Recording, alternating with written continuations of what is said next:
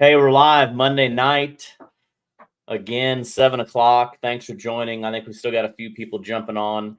I've got our two special guests tonight backstage. I'll bring them in just a minute once everybody's jumped on. Good news, we just got the video done from Brandon. So while everybody's still kind of jumping on this first few minutes, I'm going to go ahead and play it for you. The premiere of Grand League of the Cherokees out of Grove, Oklahoma. This is kind of a quick recap, 3-minute video, scissor reel. Check it out. You'll love it. This kind of gives you an idea of how this weekend went, the weather, all that stuff. Once that video is over here in about 3 minutes, I'll bring Lance and Dominic in, and we're going to dive into the show. So enjoy this. All righty, they're big fish. Big fish, 22.31. 22.31. Grand League of the Cherokees here, bro. Awesome. You got a nice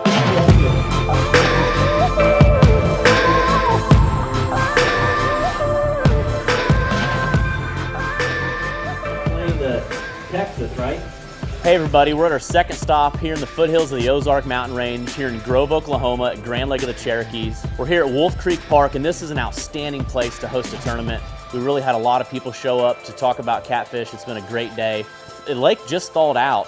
Anglers have been breaking ice to get out there to pre-fish. So like I said, these guys and gals are really at it. They put a lot into this event here at Stop 2, here at Grand Lake. And again, we're gonna see how it was, because pre-fishing was not easy. It was cold, there was ice, there was a shad kill. So today they have had a lot more thrown at them with wind, rain, and cold. And again, they can only have 2 blues over 30 and 3 under. The flathead and channel cat don't affect that limit. But again, the biggest blues they can have are 2 over.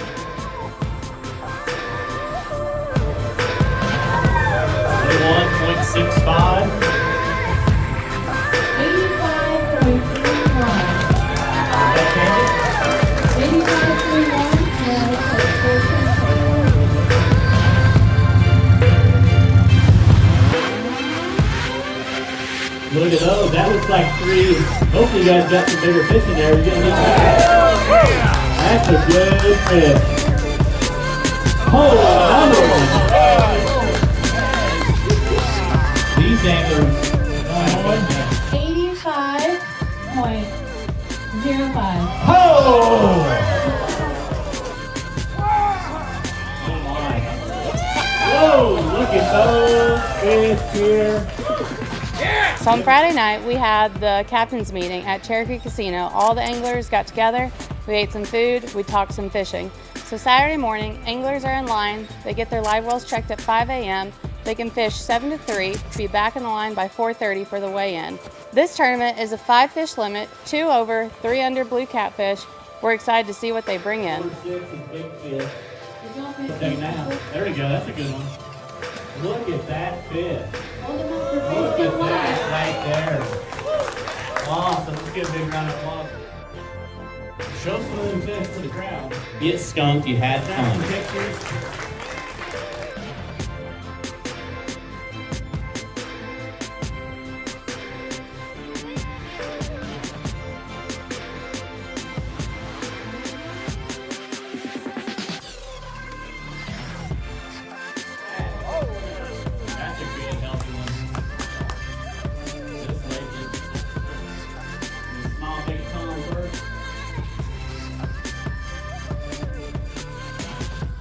What do you think? 88? They think they might have it. 91.33. Let's give a round of applause for the leaders. All right, back to Tom first. Your new first place team here at Grand Lake so far. This is huge for points for you guys. They weren't real shallow. Were the fish just hammering it, or was it kind of slow biting since it's cold, or a little bit of both? So when was the big fish, like your biggest fish of the day? What time? 9:30. We had our weight by 9:30. You had to wait by 9:30. We caught more overs, but they were all just barely. Wow, that's still a good day. Shad again was the bait of choice. Cut bait. Cut bait.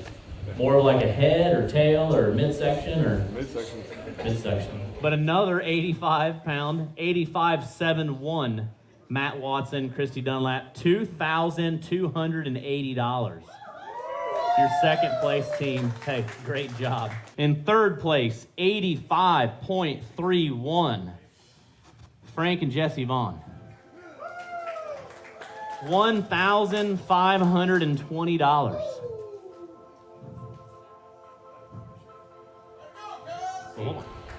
Your top 8 here at Grove, Oklahoma on Grand Lake.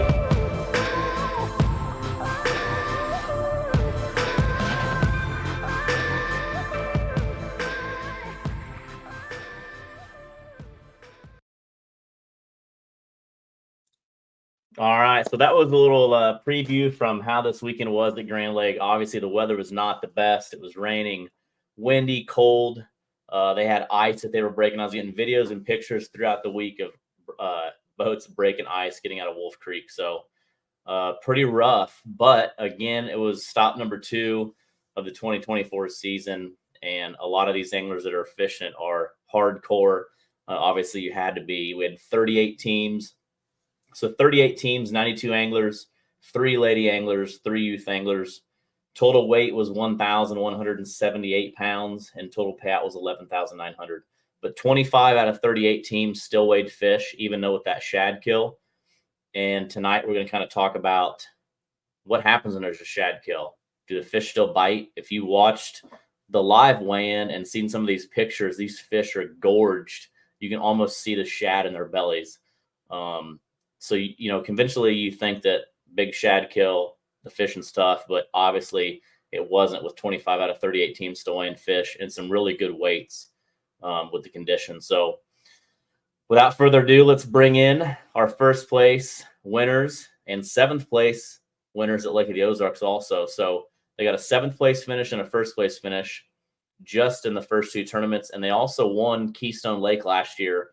So with Twisted Cat so far, they got 2 first place and a 7th place. So if you guys got questions tonight about fishing, anything, these 2 are the ones you want to ask in the comments, and I'll make sure we get them asked and then talk about their rigs, bait, all that stuff. So let's bring these guys in.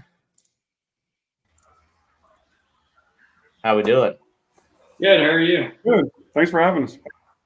Yeah. So first off, congratulations for another first place Twisted Cat plaque to hang on the wall. Thanks. So we got a lot to talk about tonight, but I guess a few of the questions that I have to start are, number 1, Grand Lake. Weather is like up and down. We got nice weather. When I was there Friday, it was in the 70s and sun. I mean, it was like crazy nice. And then boom, tournament day comes. During check-in that morning, I mean, the wind picked up, started raining, got cold. And then you just previously had a shad kill. Anglers were breaking ice on Wednesday and Thursday. How did you guys attack it? Kind of break down the couple days leading up to the tournament. I'll let Dom talk about this one because I was at other lakes fishing for spoonbill. So Yeah. he did a free fishing. I went over on Thursday. I got there at about 1:30 on Thursday, and I fished for a few hours, and then fished for I don't know, maybe 5 or 6 hours on Friday morning too. And like you said, it was I hadn't been on the water for almost 2 weeks anywhere because a lot of our lakes were either completely iced up or had a little bit of water open, but wasn't really worth fishing. Like there was a tournament the week before at one of our other area lakes that weighed in 1 fish. That's how tough the fishing was. 10 teams fished all day, and the person that won the tournament won with 6 pounds on 1 fish. Wow. And it was, I think, because there was so much ice on the lake, probably 3/4 of the lake was locked up. And so wherever the fish, if there were fish biting, you just couldn't get to them. So it really hadn't even been worth fishing anywhere for almost 2 weeks.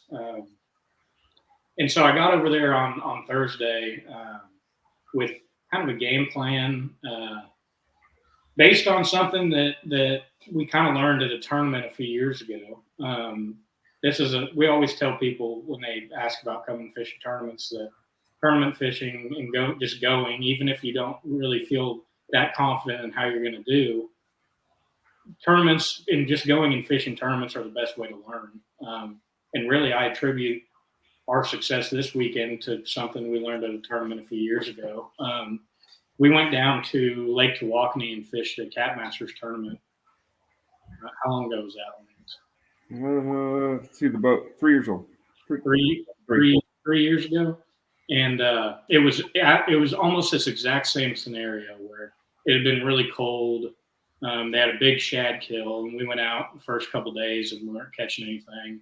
And we talked to one of the guides down there at the boat ramp, and he told us that that he loves drifting deep. That's how he fishes 95% of the time.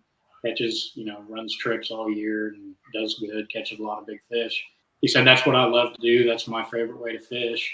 And I do it whenever I can. But whenever we have these shad kills, I can't even get a bite deep. And I go fish shallow. And that's the only way that I can catch fish. And it might not be a great bite, but he told us that it seemed to him that if there's fish biting anywhere during a shad kill, they're going to be shallow. And so I kind of took that in mind and came over, and on Thursday I started fishing. I picked out a couple areas, and I started fishing, and I caught good fish immediately. I think the first 20 minutes that I was there, I had one that was over 30. So did you mark spots? Did you mark fish in those spots, or you just, this looked good and I went there? So this kind of goes back to a whole nother thing we can get into that is kind of different about what we do in our fishing. Lance is laughing because he knows there's a lot of I'm waiting to hear what you're saying. There's probably going to be a lot of people out there that roll their eyes at this, but a lot of our fishing, is when you talk to cat fishermen, a lot of times, they talk about going and marking a fish and setting up on it and either catching it or it not biting. We do a lot of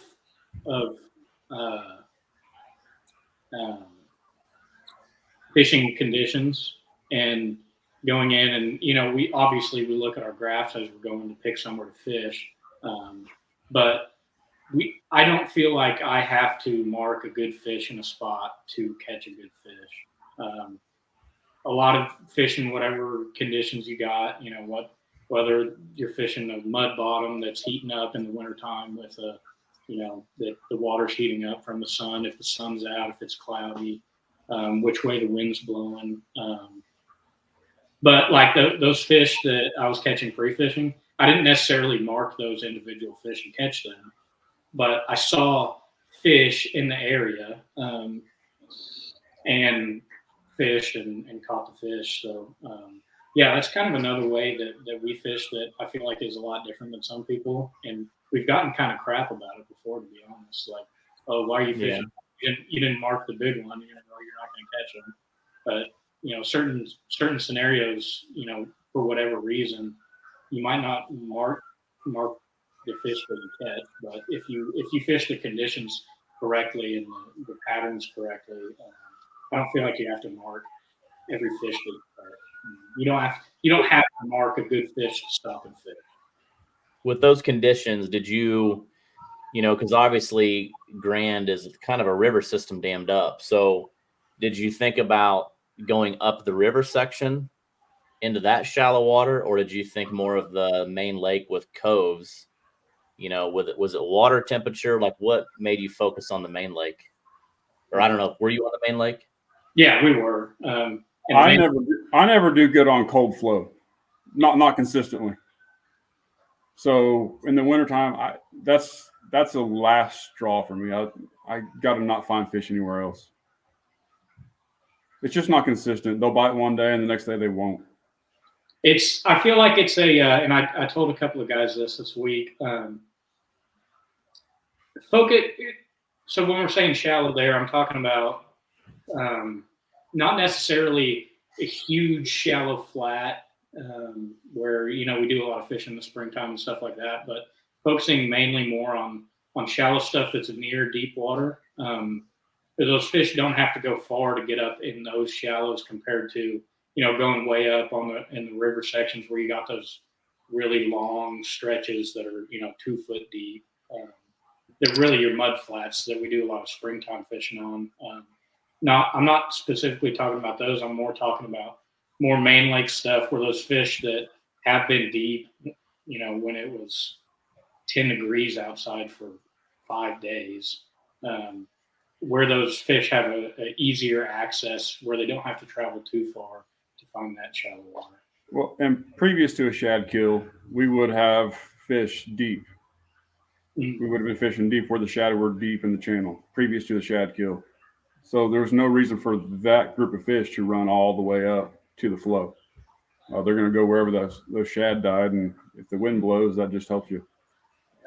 So with the shad kill, I guess go over a little bit of that because you guys deal with shad kill probably a lot, being in Oklahoma. Mm-hmm.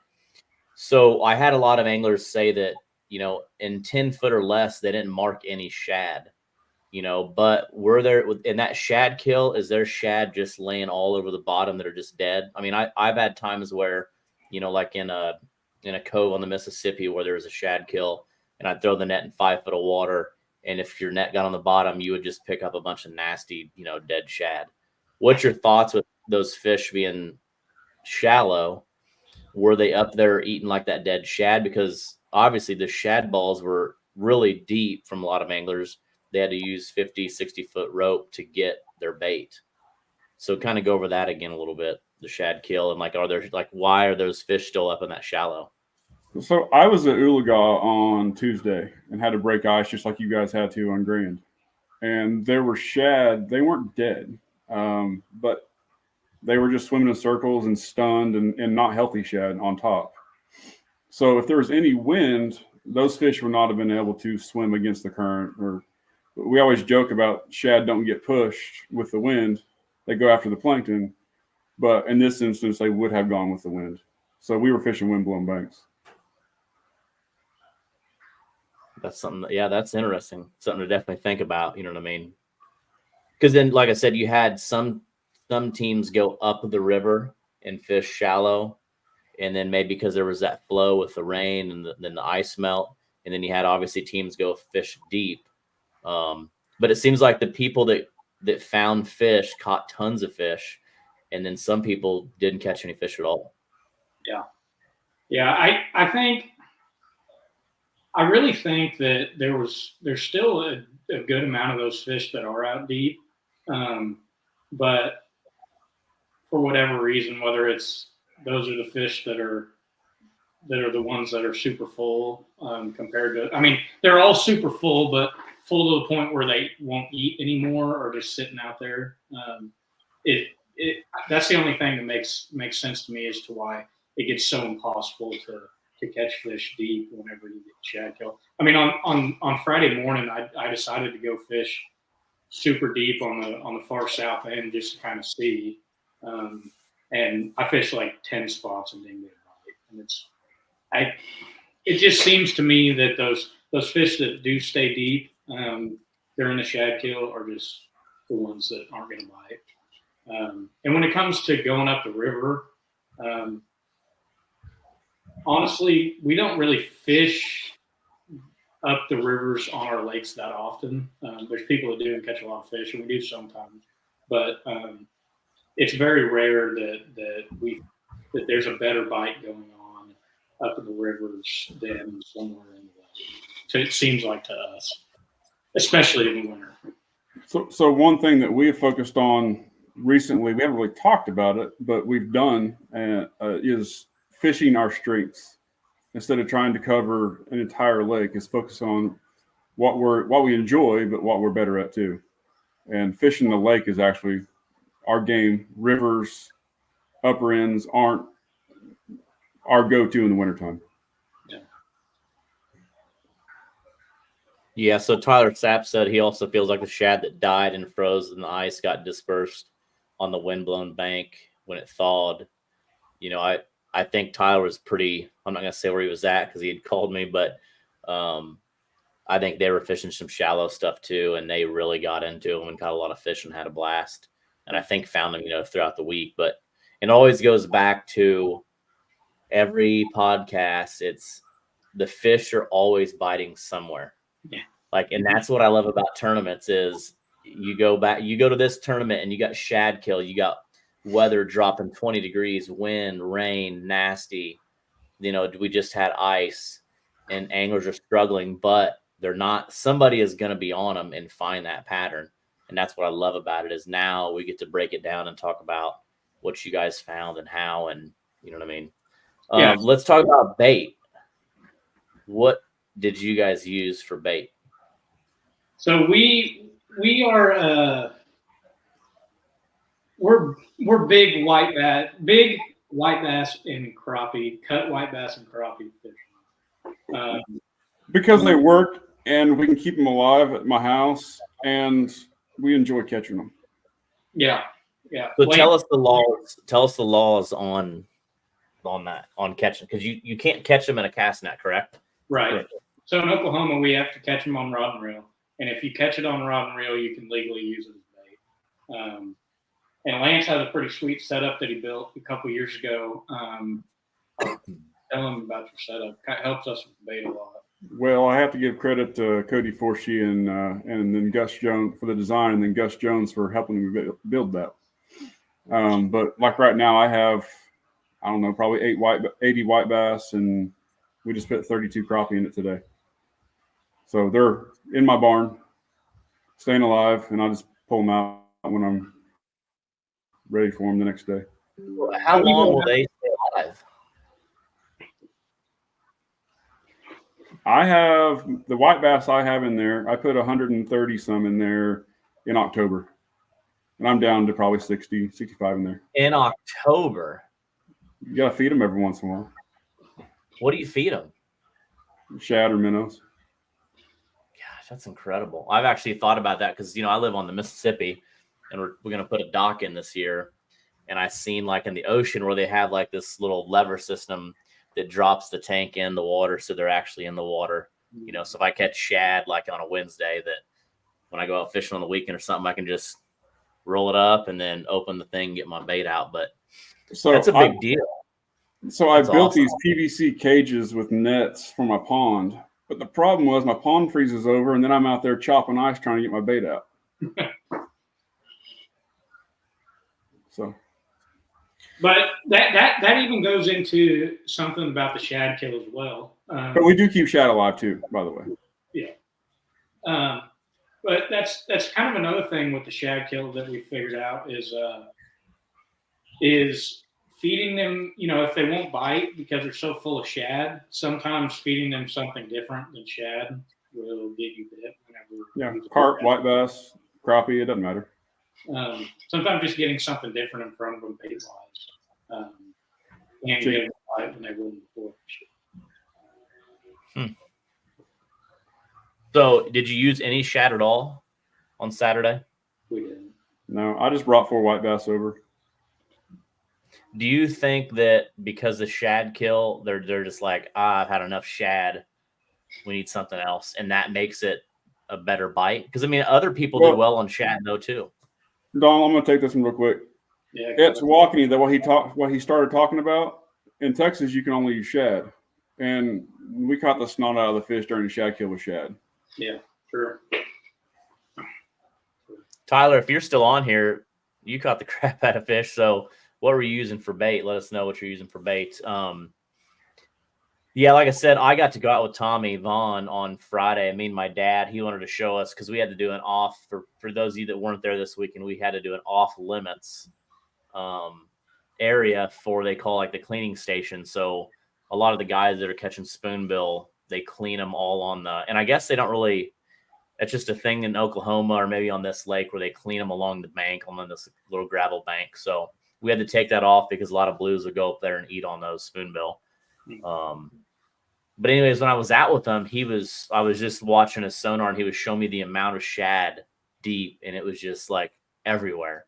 Like there's shad everywhere on that lake, you know? So it's just like, if you give him something else, you know, shad with some super punch or, you know, soaking shad and jelly or whatever that stuff is, it's something, because they've got to been gorging on shad. And you guys definitely had probably the best 3 unders that probably helped push you over. And again, I talked to Donna Moore on the way home, and he's like, I've never seen those unders so big before. He's like, I even had to go watch you because he was like, when those guys, like a couple teams got those fish out, he's like, oh my, they're gonna get DQ'd. And he was kind of over by the ruler watching. He's like, man, they're huge. Yeah, I bet them got out. I mean, it was the most stressful. We had, we called ourselves after this tournament. We called ourselves the Under Kings because the last two tournaments that we won because of our unders. I think at Keystone, Brian got second, and he actually had bigger overs than we had. But we had, I think at Keystone, we literally weighed in 3 fish between 29 and 29 and a half inches. And in this tournament, we had, I think we weighed in a 29 and 2/28, but we even had one. But it was so stressful because with the bellies, they were their lengths were changing every time that we were measuring. Oh, that was a question that I thought about during the day.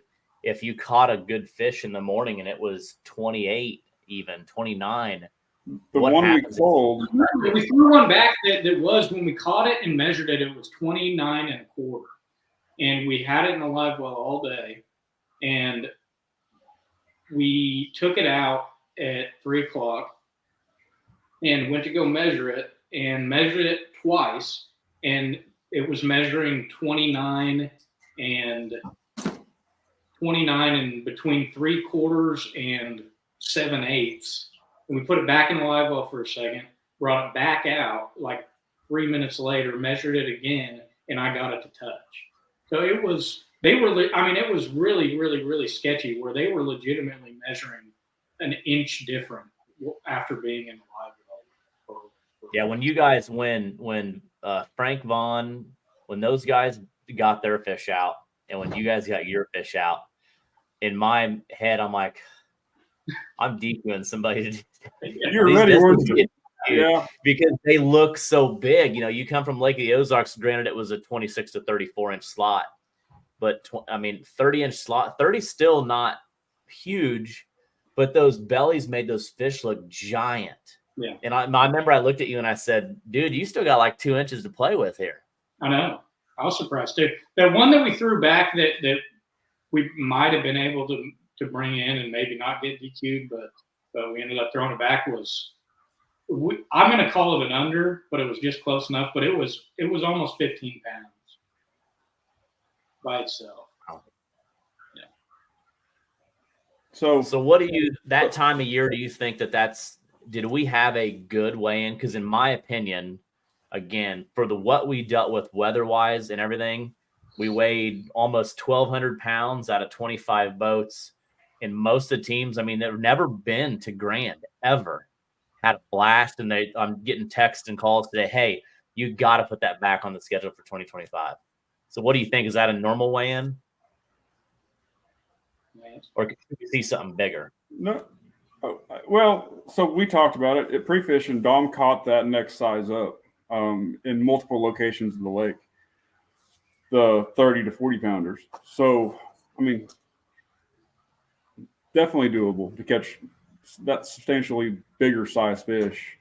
It doesn't have that many fish over 50 in it, but it's got a good amount of 30 to 40 pounders in it. I'd say it has a lot of 20 to 30s, and some 30s, and then a few 40s too. But what we saw on Saturday with a lot of teams weighing a fish between 15 and 30 with a few over 30, a lot of those 20 to 22 to 25 pound fish is really, that's perfect for the lake. That's what a lot of the fish that a lot of the good sized fish in the lake are in that 20 to 30 pound range. And it was a good fish, though. That's still a fun fish to catch. No doubt. No doubt. And it was, the last big tournament that we fished on Grand, there was a lot less of those size fish weighed in. There was a bigger big fish weighed in. Somebody weighed one in the 40s, which I was surprised that nobody got one on Saturday, but that's just how it goes. But there was a lot less of that, that good size over in that tournament, and there was there. So I was very happy with the amount of those fish that we saw. I think that's pretty telling for how the lake is when the tide's good. And how many fish do you think you caught during the tournament? 30, around there. 30. And were they just hammering it, soft bite? Like, most of them hit it pretty good. We had a couple soft bites, but most of the decent fish, they hit it really well.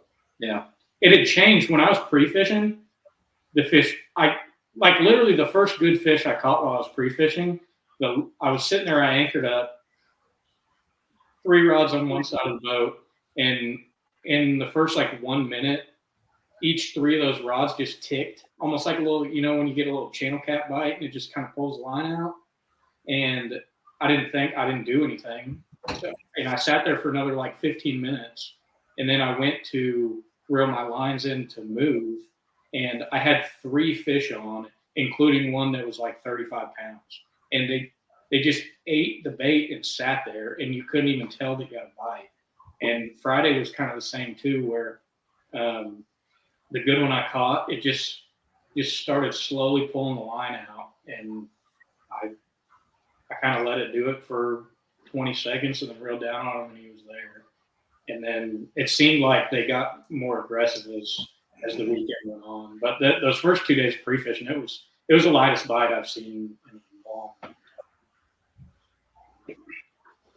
all right. So Lance, what were you reaching towards with your rigs? So no, so when we're fishing these under tournaments, we started using the culling system. And Tyson was in charge of the dry erase marker.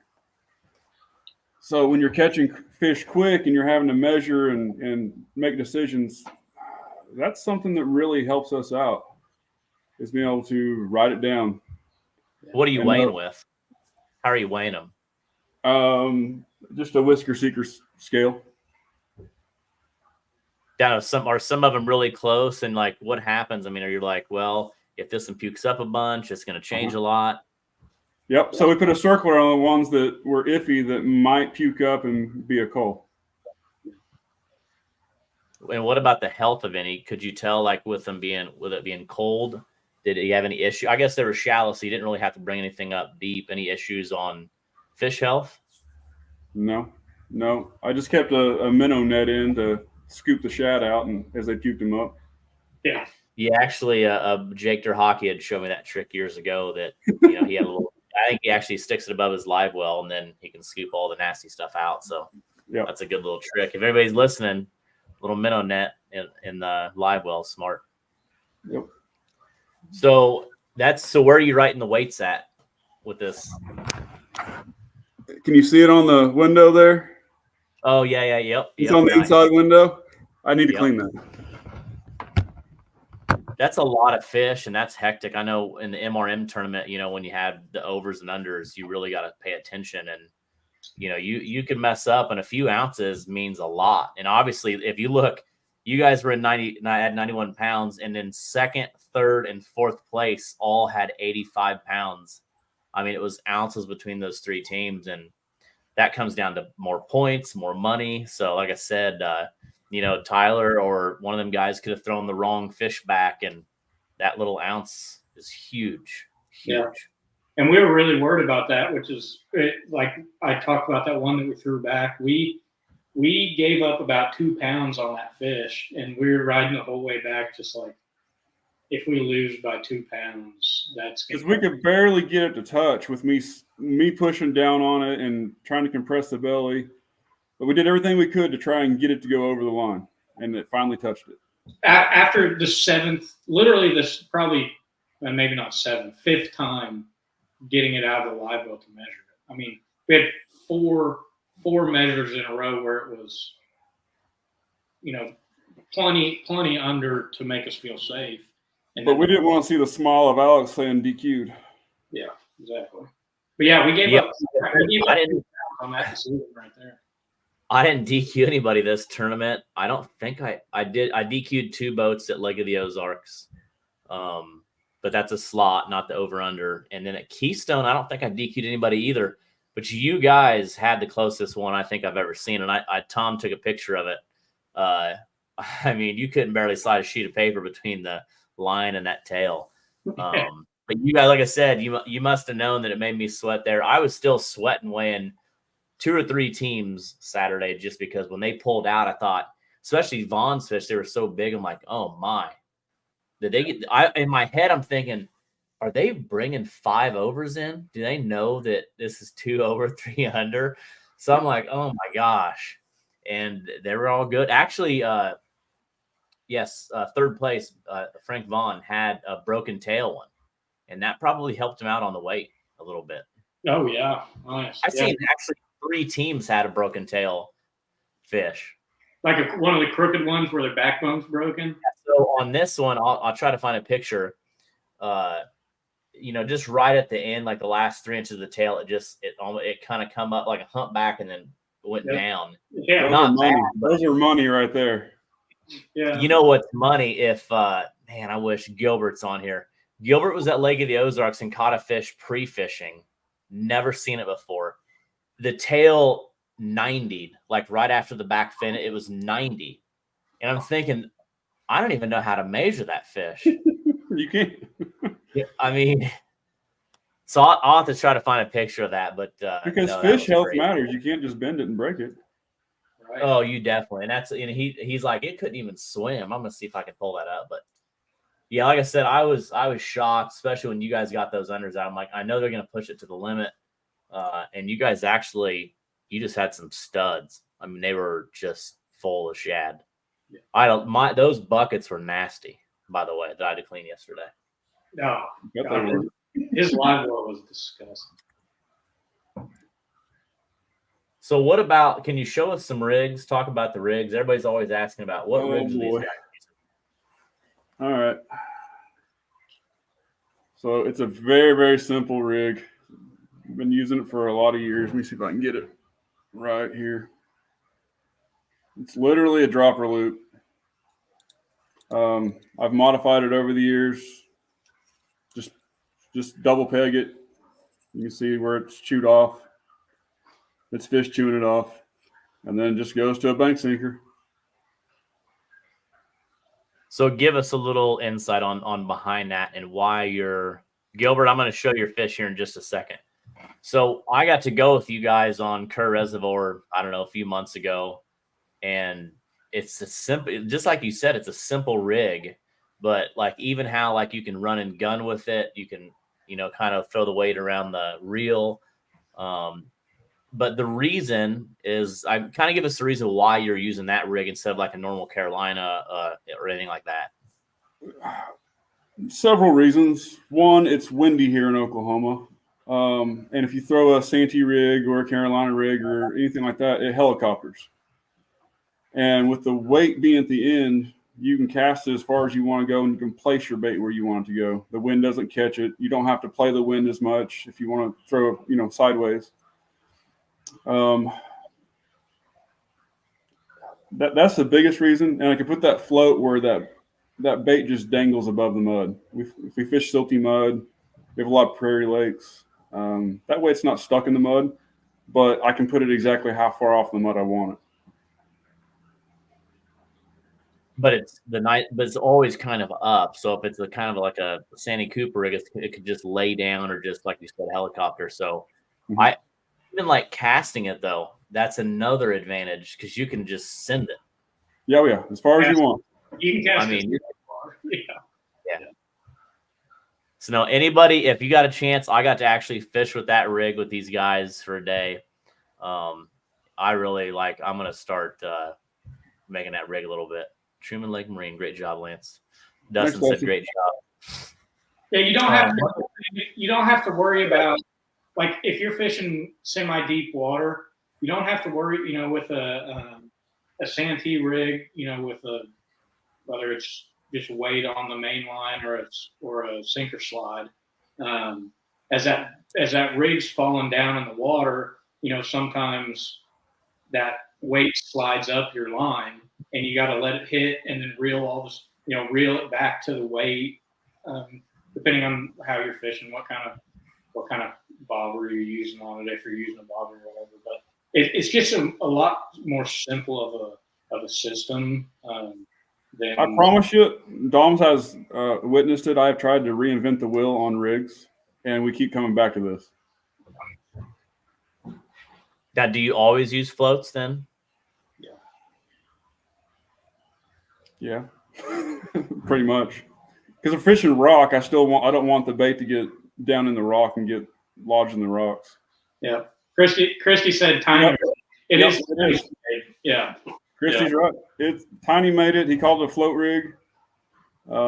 It's very, very, very copied off of Tiny. Yeah. Lots of guys in Oklahoma use it. There was a guy named Tim Smith, nicknamed Tiny, that was kind of one of the original catfish guides in our area, who guided on Keystone and Caw for a long time. I don't know whether he invented it himself or took it from somebody else, but he was kind of the guy that started using it to where a lot of people around here use it now. Yeah, he used to have a website, Catfish TV, I believe it was, that lots of guys around the nation used to read. Yeah. So you have it dialed into exactly. I mean, when you're making these, and you're not using crimps. You're tying all knots, or yeah, just knots. Yeah. So it's literally your main line. Yeah, it's literally your main line to a swivel, and then you tie a leader on to the swivel. You slide a bobber up the line back to the swivel, then you slide on, and then you they call it a surgeon's loop. Basically, you slide the hook on, take it around your finger twice, put the hook through that loop twice, tighten it. That makes the loop, and then however long you want between the hook and the sinker, which is usually probably about a foot. It's the simplest. It's super simple, and it just works really well. But I mean, when we were fishing together, that never got tangled up. Sometimes when you're doing those dropper loops like that, it'll get tangled up with the weight or itself, and it never did. So, I mean, you guys really do have it dialed in. Maybe other people do too. But Chris says, what size weight are you using on it mostly? 3. It seems like a 4-ounce will dig in the mud a little. If we're fishing real shallow, you still have to pull it. When it lands, you just have to pull it back out of the mud a little bit. So 4 is a little bit much, and a 2 doesn't quite cast as far as I want it to. The key, you were talking about it getting, if you run a loop, sometimes it'll get tangled up. The key to making it not do that is not making your loop too big. Literally, you just make a loop enough to where, it's big. That's even bigger than normals. Yeah, this is as long as it gets. And I will say that if we're throwing really big baits, say big heads or skipjack, we don't use this too much, because if the catfish comes to eat it, his jaws will hit the main line. So this is a smaller bait rig. Yeah. If we're throwing big heads, we would go to just a straight Carolina rig at that point. What about dragging? So obviously that's your anchor rig. We did a little dragging when we were at Kerr Reservoir. When do you drag? Did you even think about dragging because of the weather? Or is it way too cold? What's your thoughts on that? We do quite a bit of dragging, but only during certain times. It's one of those things where you probably could have caught some fish dragging this weekend. It's just how you like to fish, but we do a lot of dragging in the summer and fall. We usually kind of start our catfish season up in July. In July through October, we pretty much only drag. Pulling planer boards. That's kind of our dragging season. And then once we start cooling down a little bit, and second half of October through the spring, until we kind of quit catfishing, usually kind of mid-May, it's our anchor. It's just kind of what we, over the years, kind of what we've decided we like doing and what works best. And a lot of that is it's a lot easier to anchor fish when you're guiding. Yeah. It's a lot easier, a lot less chaotic. It's just easier. So if we can get the same number of fish, the same bite anchored, I'd rather do that. Yeah. But you can tell a big difference in the summer and fall in anchoring versus dragging on our lakes. I mean, Right. we catch a lot of fish. We catch a lot of fish dragging that time of the year, and I mean, you can literally drag an area, be catching fish the whole time, stop and anchor, and not get a bite. So those times of the year when we feel like we have to drag, we do it. Kind of how we decide what to do. Trent's asking, what's a good size for the float? Do you prefer styrofoam or EVA foam floats? We just go to Tackle Bandit and get the 3-inch styrofoam floats. Just the big guy. Yeah. The 3-inch floats are about perfect. You don't need anything more than that. And if you get smaller than that, they kind of tend to break. But EVA versus styrofoam doesn't matter. Just floats it up. EVA doesn't get chewed up as bad though. That's true. Yeah, that's true. That one looked a little rough there. All right, this is the fish I was talking about here. Oh yeah. That's wicked, isn't it? Imagine if that thing was 30 pounds and 27 inches long. That'd be a perfect under. But how do you really measure that? Stick it on. That's up to the tournament director on that one. That's up to the tournament director. I should know that. So I got to. I'm glad this was brought to my attention. So, actually, before my next event, I'm going to talk to the DNR and kind of talk or see what their thoughts are when you have because you can't bend that tail. No. But that's wicked. I mean, I don't even how would that thing swim? Chris said, get a flex tape. That's a good one. So yeah, that's a wicked tail, but and it's a small little dude, but I mean, I assume he'll grow. He's gotten that big. Oh yeah, we see quite a few fish that have those back deformities, where their back is it's like they've got their spine is broken and it just kind of heals back weird, and they get all crooked, but they seem to do fine. They live, and I mean, I don't know whether it's like a genetic thing or some fish just get their backs broken somehow in their babies and then it heals like that, but it doesn't seem to bother them. I mean, yeah, no, it was nice. He says, I bet he swims in a lot of circles. Yeah. What's the biggest fish in Grand Lake that average was caught at Wolf Creek area? So I think like what we talked about earlier, there's definitely some 40s in there. We had a lot of 25s. That our big fish, I think, was in the mid 30s. So, and somebody was asking, let's see. Oh, this RB says, what would you, if you have advice for fishing from the bank around the Wolf Creek area, would you have any advice for that? Play the wind. Yeah. Well, every fish we caught this whole week, you could have caught from the bank. I'll tell you that. So kind of go over that, playing the wind. So when you're saying play the wind, you're saying that wind is blowing those fish up towards the bank. So if you're fishing from the bank, you want that wind in your face. Yeah. I mean, it's how we. When I was talking about fishing conditions earlier, pretty much every day that we're catfishing, no matter what the time of the year, what the fish are doing, we're fishing based on which direction. I think it's the most important thing in catfishing, and it doesn't mean you necessarily have to be on the bank, but fishing in an area of the lake that whichever direction the wind is blowing into that area. River guys know that current is king. In lakes, we don't always have current via water coming in, but the wind is the current, and blue cat love it. So it drives the food system, it drives their feeding, their behaviors, and where they like to set up. It also, I've talked to some biologists that everybody, you talk about the catfishing being the worst when the wind's not blowing, and it's the best when the wind is blowing. But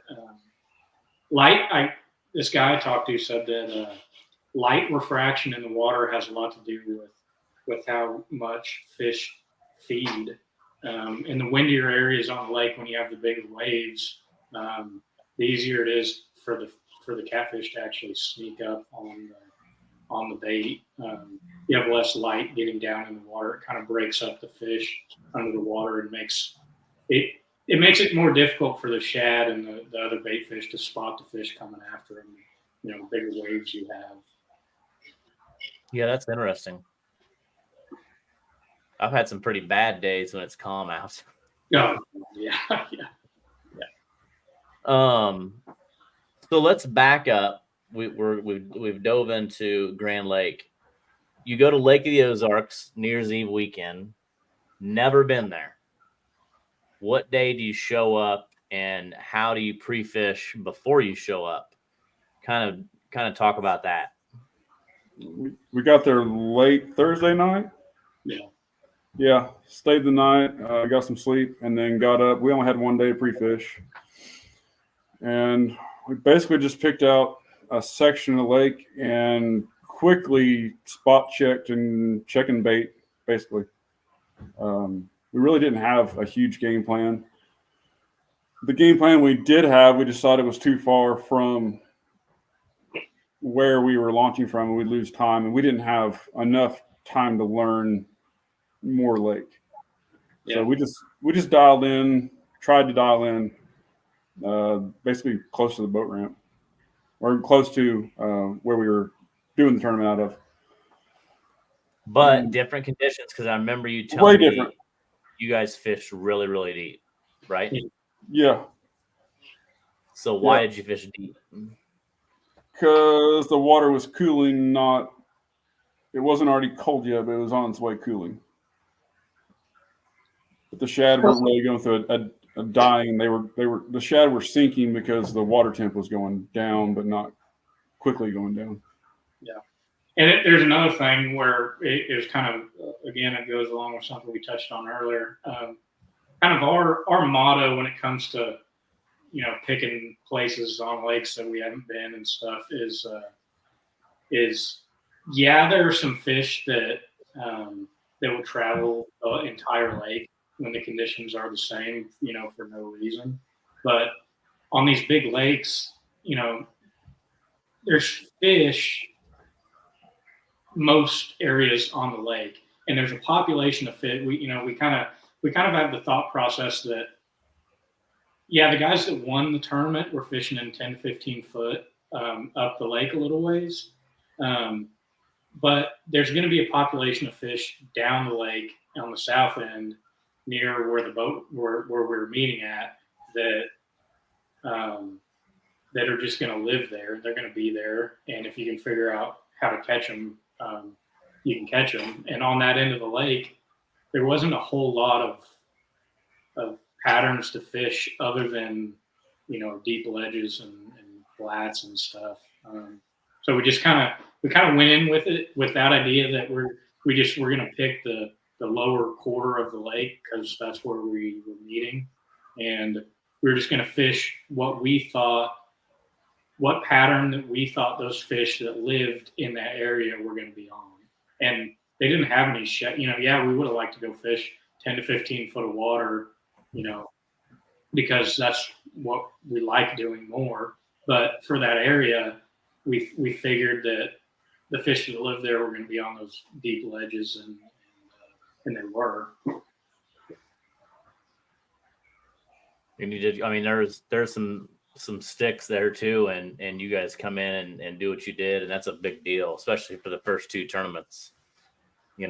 So what's next for you guys? Kerr. Yeah, I'm super excited about that. So I guess tell everybody what makes you excited about Kerr, and I guess before you say that, Kerr, we've got Alton coming up March 2nd, which again is a unique fishery because you've got the Illinois River that dumps in to the Mississippi, and then the Missouri that dumps in the Mississippi, kind of all there together in Alton. So you can fish the Missouri, the Illinois, the Mississippi, below Chain of Rocks, below the Alton Dam, above the Alton Dam. We've had some huge weigh-ins. The two fish that I've weighed over 100 pounds in the last 10 years have both came from Alton. And then 2 weeks later, we're going to go to Kerr Reservoir / Arkansas River. So I guess kind of go over that too. The Arkansas River flows through Kerr, and then you've got the Arkansas River right below Kerr Reservoir that goes by Fort Smith, which there's a lot of people talking this weekend about the river. Mm-hmm. And I know I've seen you disagree, I think, with maybe JT, but he showed me some fish he caught last year, close to the time we're having the event, some giant flatheads. So that tournament is going to be, you can fish Kerr Reservoir or you can fish the Arkansas River. We'll have a few of the public ramps that'll be listed. You'll have to have an Oklahoma and Arkansas license, and we're going to start and weigh at the Bakery District downtown Fort Smith. So during their St. Patrick's Day party, it's going to be an awesome weigh-in. You're going to have a ton of people, a ton of eyes on you guys when you're weighing in. And our first time down there, doesn't seem like there's a lot of tournaments down in that area. I don't know, it's kind of in the middle of nowhere, but I got to go out with you guys for a few hours on Kerr Reservoir, and it's a big, like I said on the way there, I'm like, I don't think you can have a tournament because it's so small on Google Maps, and then you get out there, and it's like an ocean. Yeah, it's humongous. It's a really cool place. And I'll kind of start off by talking about the big rivers. So as most people that catfish know, the biggest blue cats live in the places with the most current.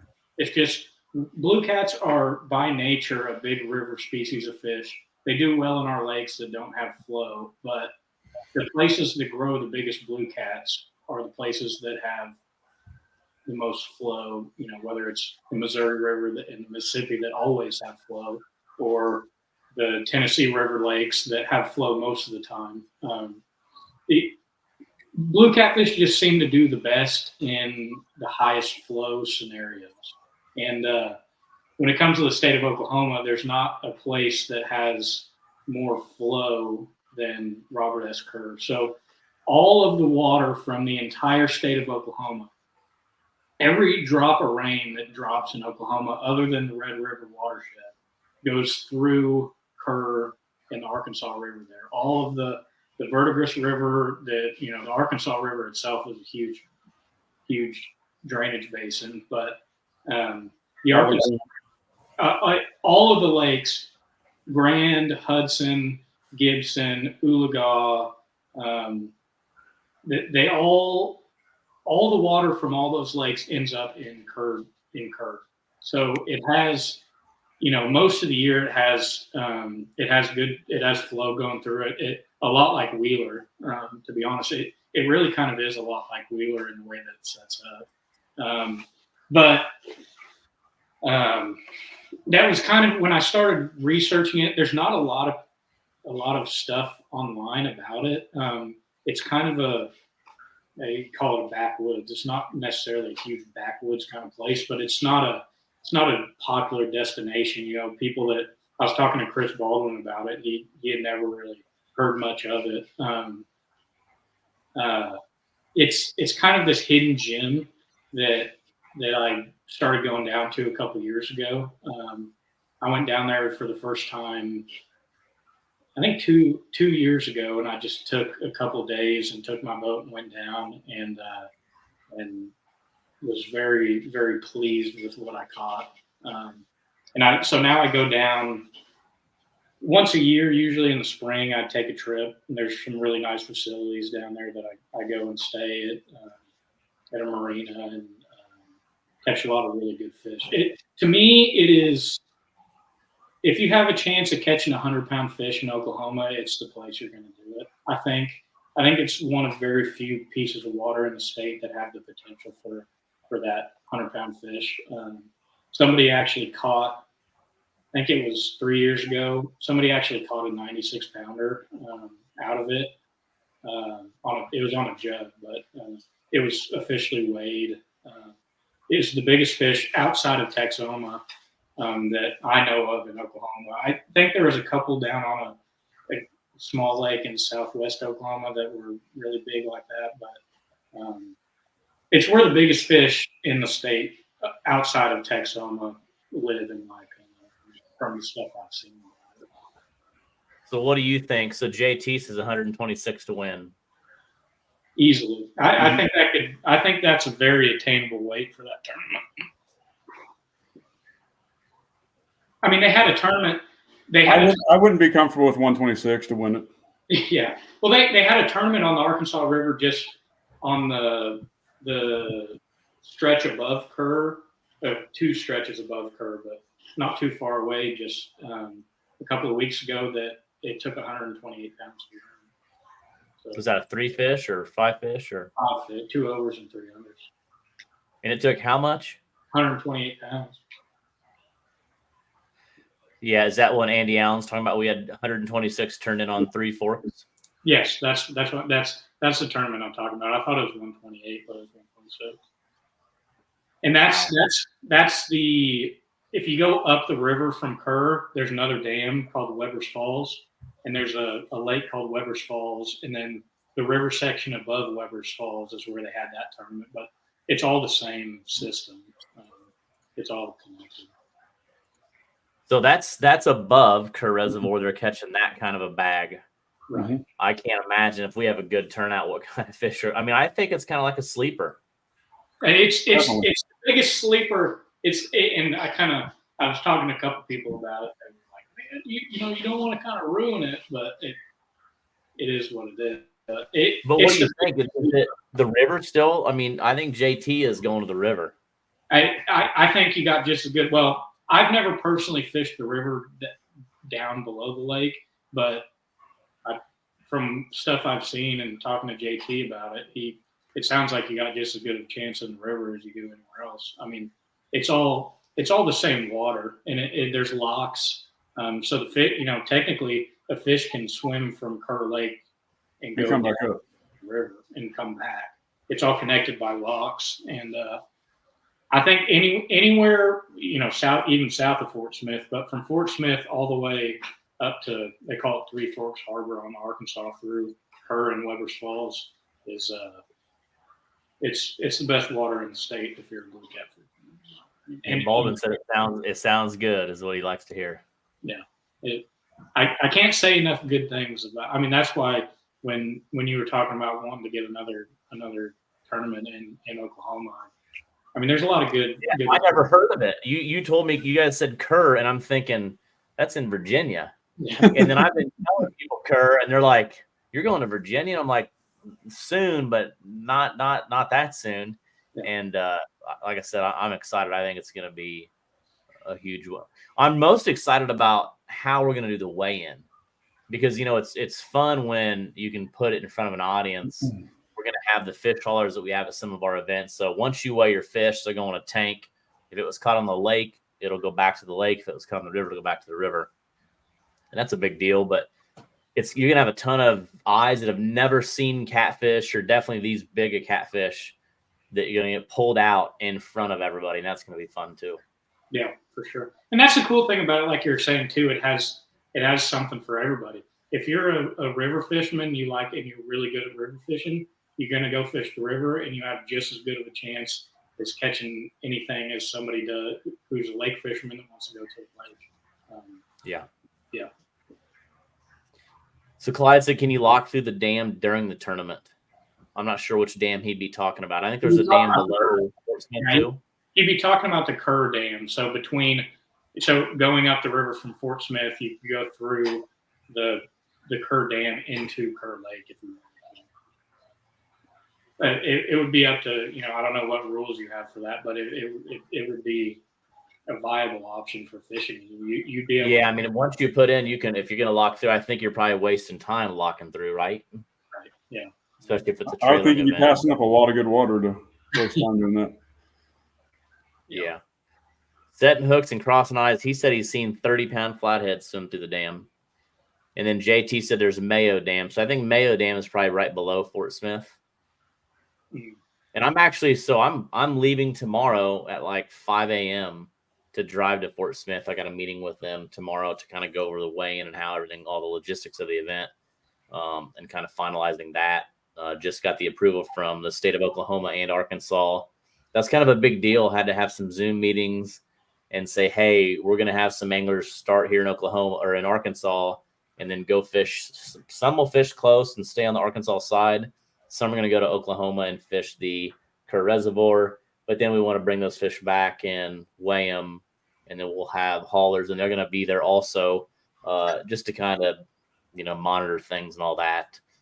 They've been doing some studies on fish too. So it seems like, actually, I think I sent that to you just a few weeks ago. They were,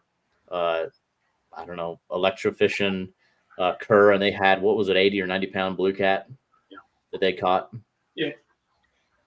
Yeah. So I'm telling you, it's one of those places where I don't know I don't even know if there is an official record. I don't think there is, but I think if you get enough really good fishermen on the lake, I think it's got the possibility of breaking the Oklahoma tournament record. I don't know what that would be. I don't think there's an official record, but it's one of those places that has that kind of potential.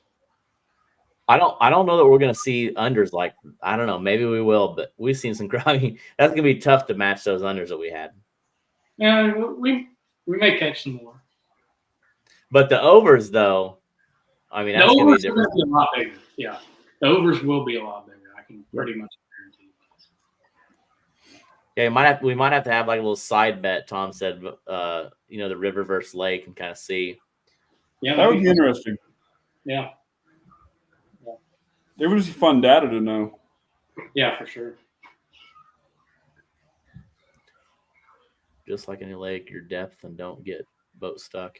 And that's something that when I went with you guys again, like we leave the boat ramp and it's just from Google. If you're looking at Google Maps, like don't, because it's so much bigger than Google Maps, and it's just like an ocean out there. You can barely even see the other side of the lake.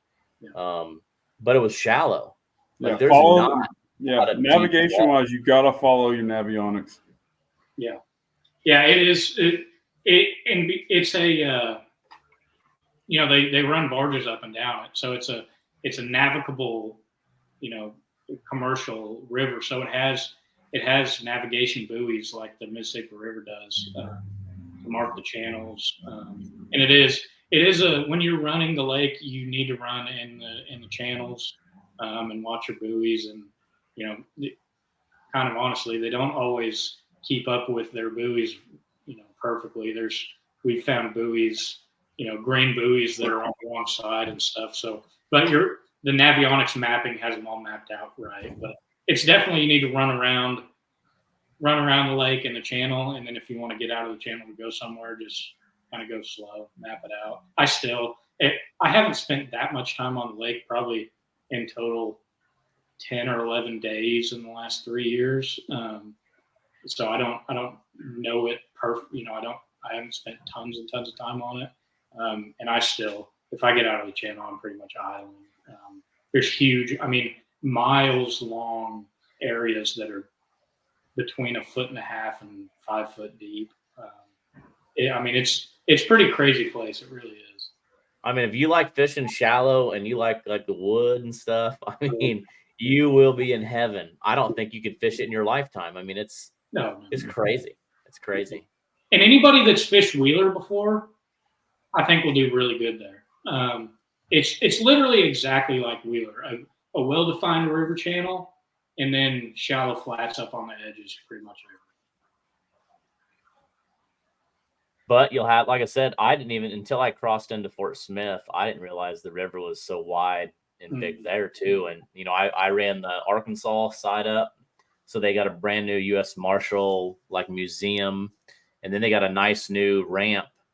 It's like a campground, and they got a swimming pool, and they got even like a dock with a cleaning station, but it's a beautiful area. So I'm pretty, like I said, I've never been to Fort Smith before, and then this was my first time, and I'm pretty impressed in just the city and, everything about it. So I'm excited about it. Like I said, the weigh-in is going to be fun. It's between the convention center and like their little bakery district downtown, and it's going to be cool. Those streets will be closed down. So There are buoys and 1 foot of water, JT says. Uh-huh. Yeah, it's true. Yeah, I picture JT just dropping it like it's hot. Yeah, that's why I said Yeah. they don't always maintain the buoys correctly, but Navionics pretty much has them all marked right. So if you follow the Navionics buoys, you'll be all right. But some of the buoys that are actually out there, I don't know if I think they kind of get pushed around by the floods, because anytime we get a big flood in the state, that lake just gets completely blown out and all the sandbars change. And it's, I mean, there's times where there's 300,000-400,000 cubic feet per second just ripping across that lake. So it pushes stuff around. But the mapping up until you get on the north end is with where the buoys are marked is kind of correct. But it definitely come over early and take some time to pre-fish. And if you're going to fish the lake section, get out there and look at it and kind of see it for yourself. And it gets windy. Hell yeah.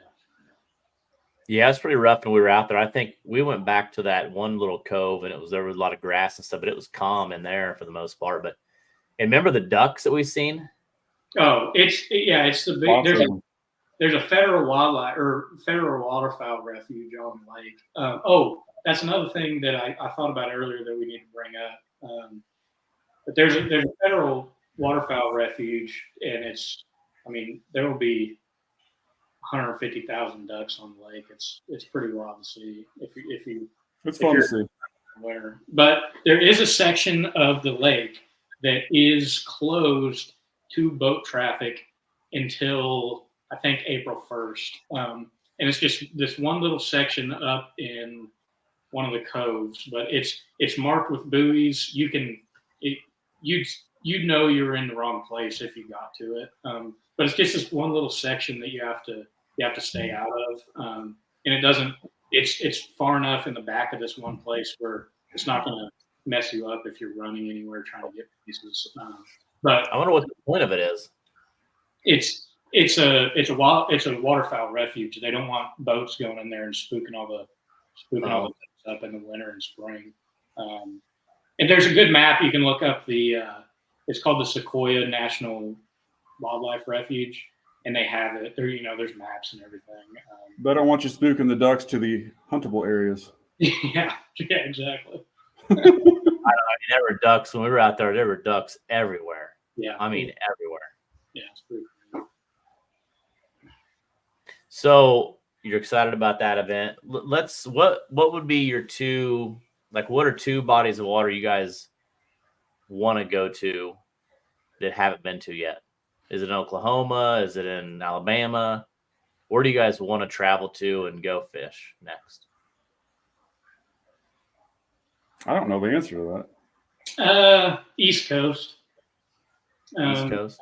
This is the classic answer, but James River. We fished a lot of the famous stuff around us. We spent a decent amount of time over at Wheeler and Wilson.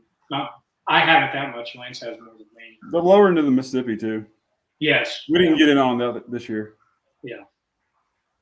Yeah. That's probably actually the answer.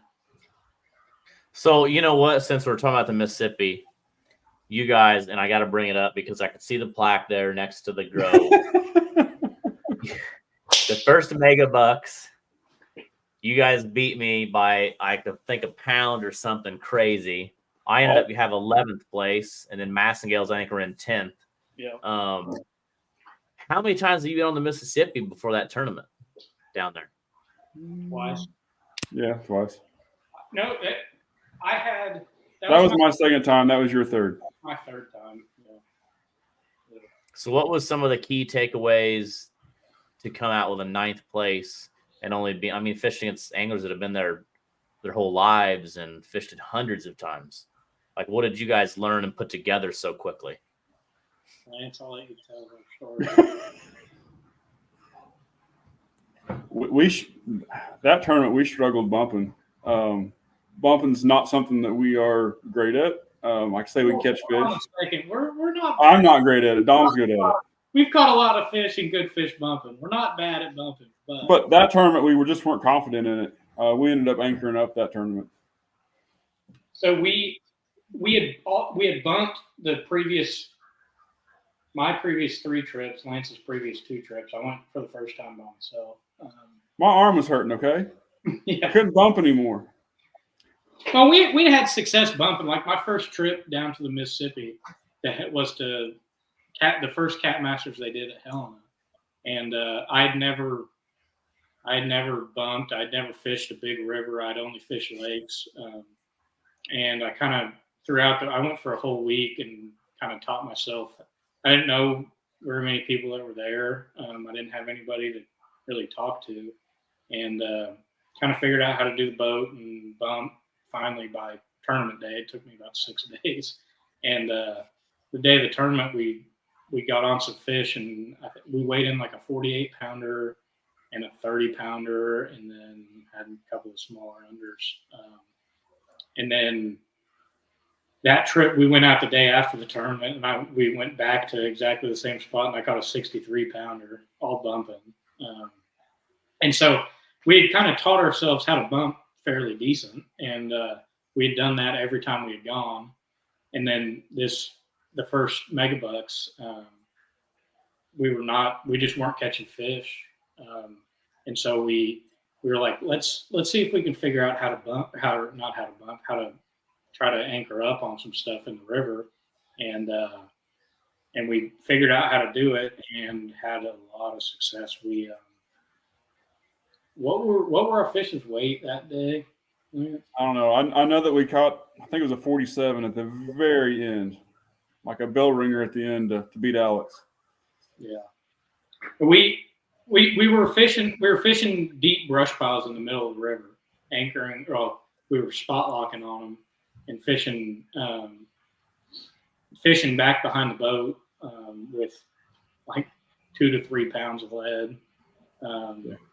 And like we had 36 ounces, yeah. And we had kind of gotten good enough at it during the end of that trip that it was almost like calling your shot. You could literally pull up in front of the brush pile, and as long as you knew, we kind of figured out the right distance to stay away from it, and we would get the trolling motor down, get baits back behind us right in front of the brush pile and kind of on the sides. And I think that day we fished like 8 brush piles, and we caught a fish over 20 pounds out of every single. Yep. And the trolling motor was on 10, generator's running, and we had to have the motor all the way up because if the motor touched the water, it was too much and the trolling motor wouldn't hold. Yeah, the motor was dragging us back if it was in the water. Wow. That's a lot different than probably a lot of things you see in Oklahoma then. Obviously, yeah. Mississippi. Oh, we don't have anything. So, how did you get there the first time? Was it, what made you want to go there and fish it? Is it something new? Is it intimidating? There's a lot of anglers on here that watch and saying, I see a lot of things about the Mississippi, but it looks dangerous. It's fast. It's gnarly. There's barge traffic. Was it as bad as you thought? And how did you, overcome it? Caruthersville, the first time I went, was bad. Oh, we went to Caruthersville Lance's first time ever on the Mississippi, my second, and it was at complete flood stage. You couldn't see any of the dikes. It was trash, the entire river. It was a complete cluster. We caught like 4 fish the entire trip. But every other time we've been to Helena, it's been pretty nice. Those later summer trips we've been on into the fall, you just got to follow the buoys and watch out for the barges and just be careful the first couple times. I don't know. I have put my boat. I put my boat on a sandbar last year, full speed ahead to 0. Oh, at full speed? That wasn't with me.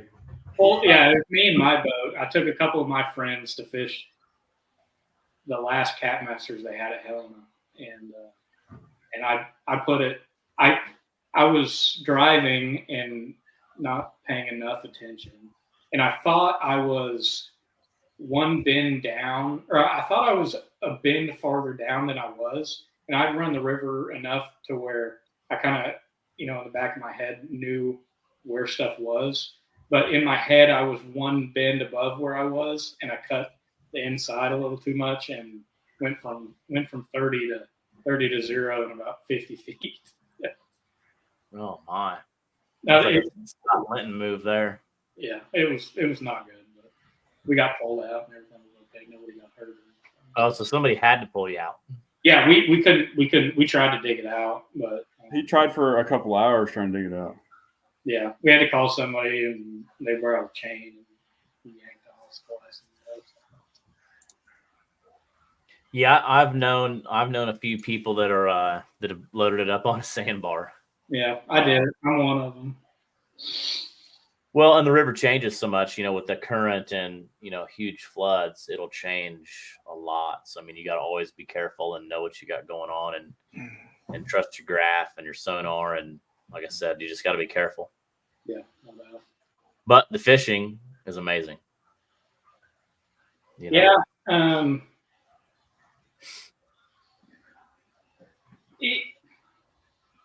want to go a little further south the next time I go. I don't know what it is, but my Helena trips have been kind of going like this ever since that first one. I've seemed to catch less and less good fish every time that I go to Helena. I don't think it's whether it's me just getting in my head on what to do or what, but I mean, they're always there. People catch them every tournament, but I don't know. I guess it's just me. But the first time I ever went to Helena was the best trip I had. So I think I maybe just need a little change of scenery on the river, go somewhere else where I don't have any previous knowledge in my head, screwing me out. That's a good question. I'm glad you brought that up. So, when it comes to tournaments, you always hear locals. It's hard to beat the locals, or like even if you're traveling, you do good at Helena in 22 and you go back in 23 and you think you got to fish that same spot. What's your thoughts on that? Like fishing memory, is that a bad thing? Is it something that you always check? What's your guys' thoughts on that? I hear a lot of that's a big topic is, I fish my pool here. I get my butt kicked because I fish memory so many times and it never pays off instead of me just thinking outside the box like an angler coming to town for the first time. I'll say that I'm on the water almost every day. I used to keep very detailed notes and I stopped. There's times I still wish I had kept doing it, but I found that I fished history too much instead of reading the weather and the water conditions and the graphs and just basically reading the water. Yeah. Fishing history can be a big crutch that can get you in trouble because they're fish and there's things that we can't see and reasons why they move and change and why they bite that if you're just fishing history, you're going to miss out. Yeah. I will give Lance props on this. A good tournament team is complementary. I think Lance is kind of the king of not getting caught fishing memory.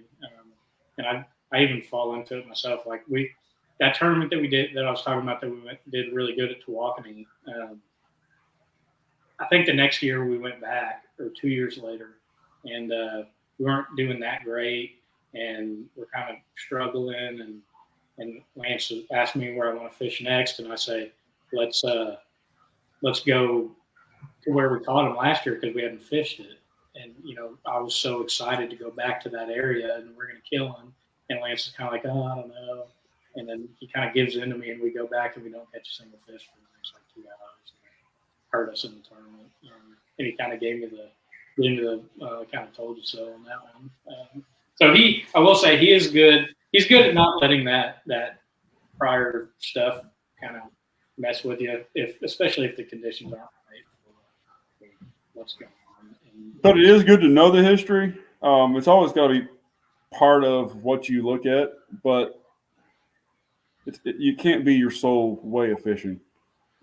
Basically, I would view history as 10% of what I fish. Yeah.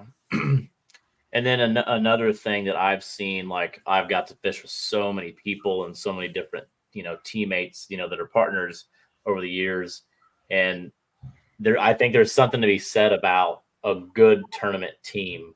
When you have the same partner.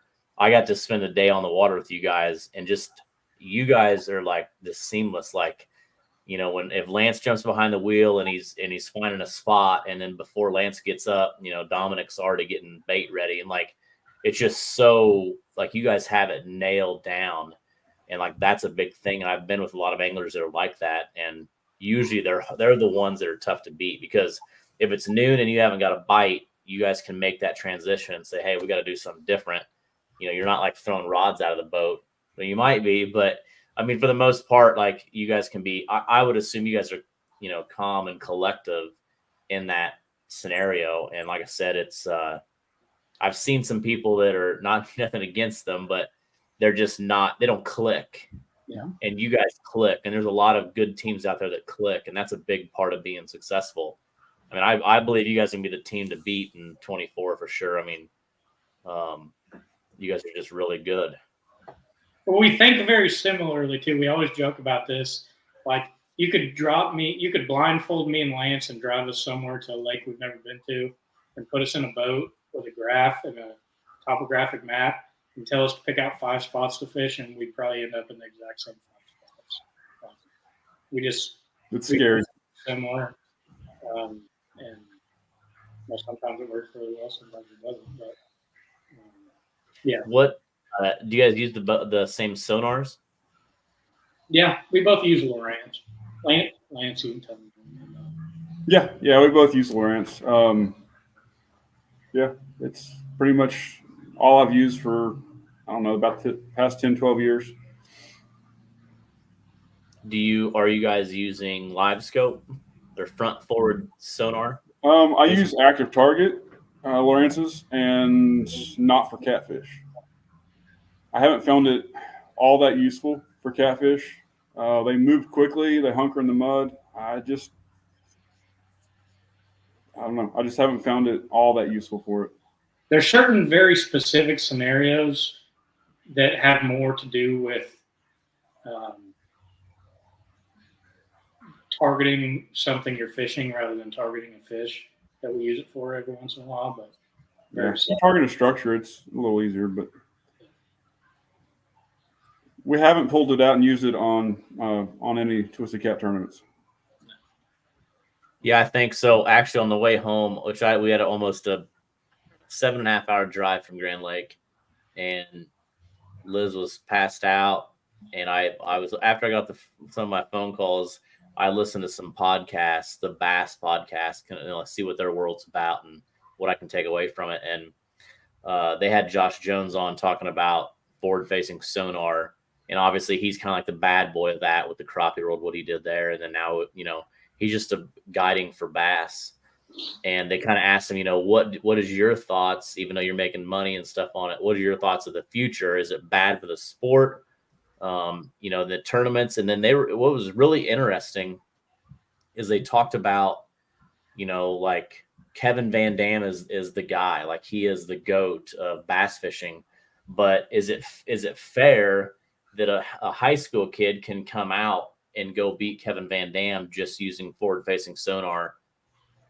You know, how is he as good an angler, or is he not? And then in the bass world right now, you have the competitive league where you can still use it. You have some people that can only use, and I don't know a lot of the terminology, but he's using like there's a guy from overseas that's all he uses. I think he's got 5 live sonars around his boat. That's all he uses. And they say like he's not a good flipper or dock jumper, all that. It's all forward facing stuff. And he's like got an AOI and stuff like that. So how does that compete? So they're talking about, do you do half the events and allow it and half not, and kind of the future of it. And like I said, I don't know that it's not affecting our sport yet. I think for bait, it's definitely helping. I've seen it for the second time with Tommy this weekend or on Friday. But what's your guys' thoughts as the future? But he did, and before you answer that, he did have something to say. He's like, there's always that new technique, that new sonar, whatever it is, whether it's side scan, and it's always going to be something new. And then what's next? So what's your thoughts? Do you think that it'll ruin the sport as it gets more advanced? And then what do you think about in the tournament situation?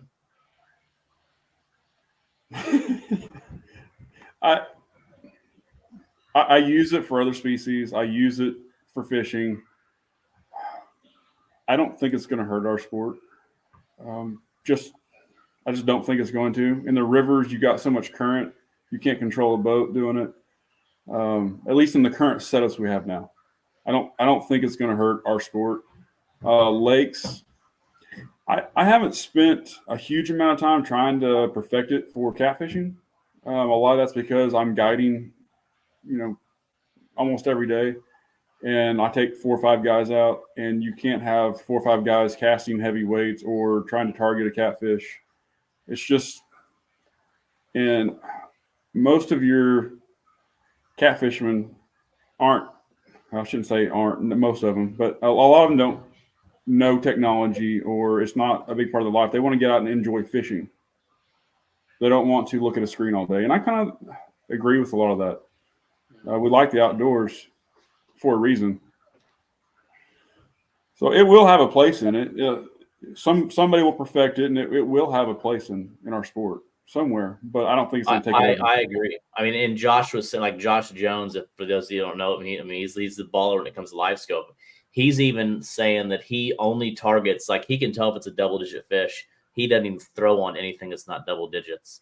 And for me, not knowing that, it's hard to believe. But I've seen live sonar twice now.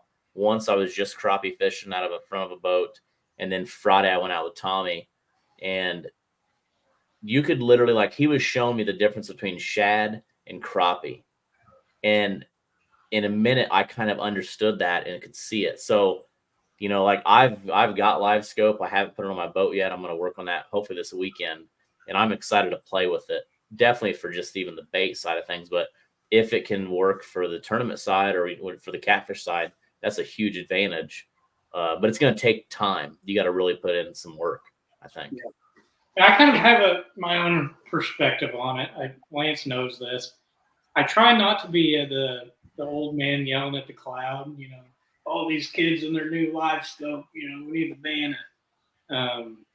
I don't love it, and I do use it when I run some crappie trips in the summertime that I wouldn't run one of those without it anymore. And to tell you the truth, the first time I ever had it on my boat, Lance got one pretty early, like when they first came out 6 years ago. Has it been that long then? Yeah. And he had it on a movable mount, so it was all mounted on a battery box. The graph was mounted on the top of the battery box, battery inside, and then the transducer was on a pole, so you could move it around anywhere. And literally the first day I had it on my boat, I put it in the water, and there's this piece of structure on Keystone that I catch some good fish off sometimes.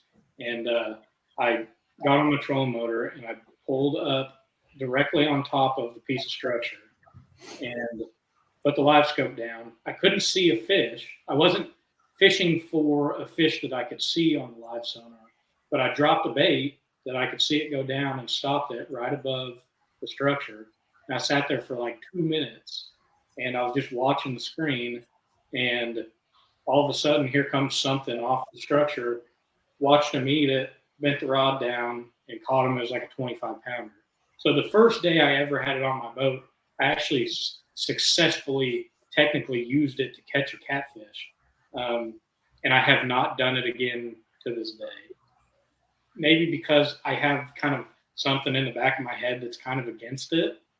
But like, again, I don't want to act like the old man saying all this technology is not good, because, it is what it is. And it's a really amazing piece of technology that has lots of good uses. But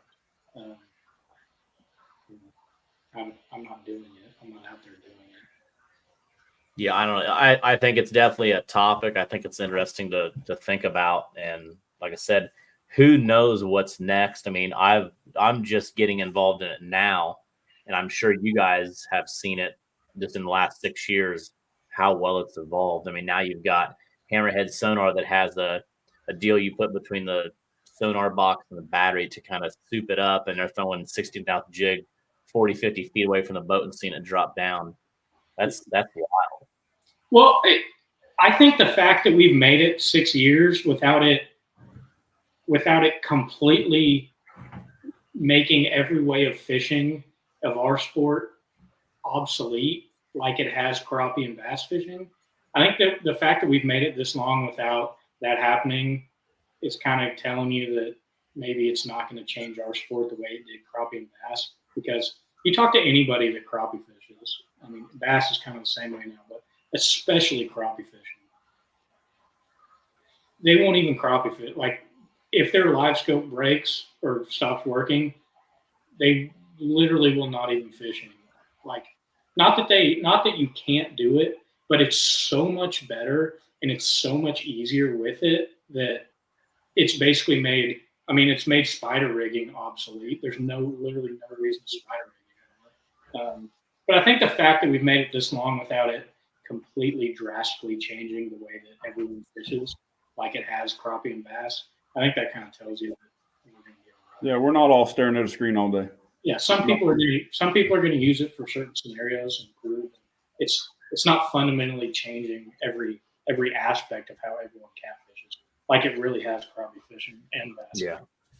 But to me, like I said, and I don't know if it's just because maybe the algorithms over here may say live scope, but I'm seeing so much more the last 12 months from like the bass guys having special mounts that go on their jack plates.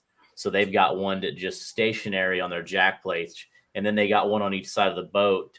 Then they got one in the front. So they're running 4 or 5 live transducers. That's wicked. And they're talking about how they're doing it, why they're doing it.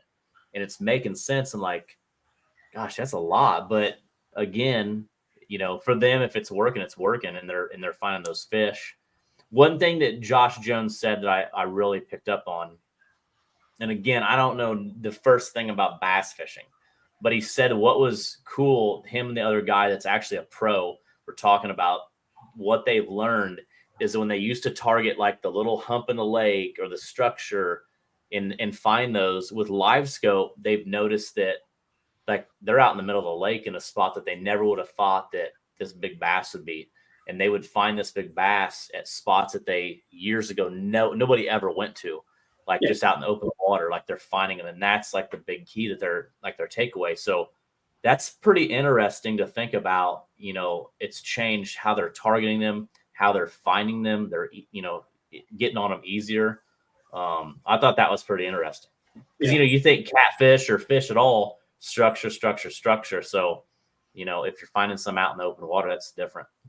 Yeah, I think that's very true for all that bass and crappie fishing, because those species of fish are, there's certain days and high pressure systems where the crappie and the bass will go in 30 foot of water and literally glue to the bottom. But as a general rule of thumb, those fish are a lot more of suspending species of fish than our catfish are. Yeah, blue cats will suspend and get up in the water column and chase stuff. There's no doubt about it. But as a generality, our species of catfish don't behave the same way as those bass and crappie do. Like just literally being suspended in the water column 23 out of 24 hours of the day. I don't think our catfish act like that. Which, our catfish have mud on the sides a lot. And they like to get down in the mud. One thing I will say on the live scope, active target, whatever system you're running, in the summertime when those fish get on that thermocline, the ones that I have seen and tried to actively target in the thermocline, then trying to chase them or get a bait in front of them, I have not gotten them to stay close to the boat and hit a bait very well. It seems like when they're suspended up, they're stressed and they're in a negative mood. They're not wanting to eat. So I haven't found it useful when they're suspended up in that thermocline. Interesting. Let me ask you this. What do you think's the next technology in this live scope? Like, what do you think we'll see next? I have my opinion. I want to see what you guys think first. Go ahead, Dominic. Like more high definition computer, like sonar translation to an actual, like almost picture, like a like an aqua view, but that will work in murky water. That's based, I guess. How you get the image, say a 3D image, onto a flat screen is probably going to be the hardest thing for someone to create. Knowing depths and heights, your XYZ axis. That's always going to be the hard part, is how you get a 3D or 4-dimensional object in space onto a flat screen and are able to get it to update quick enough to chase that fish.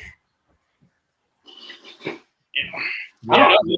I think this round of technology was such a big jump that I think it's going to be a while before it gets like before you see a jump from live scope to the level of jump that was side scan to live scope to whatever that same size jump is.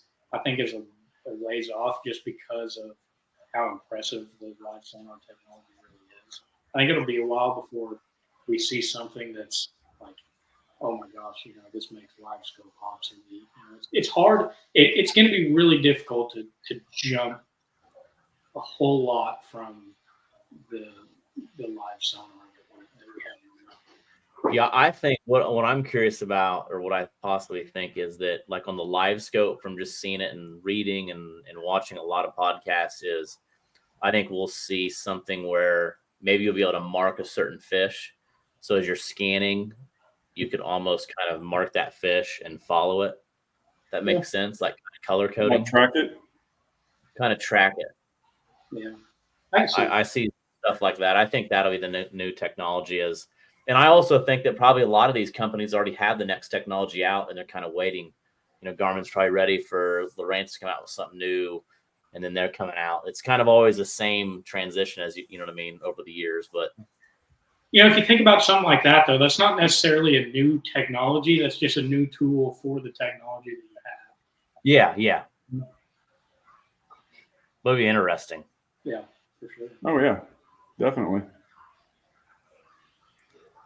Chaos Diver says multi-beam sonar system. They have ROVs that have a multi-beam sonar at $39,000. That's wild. Yeah, that would, it seems like that would actually be not super hard.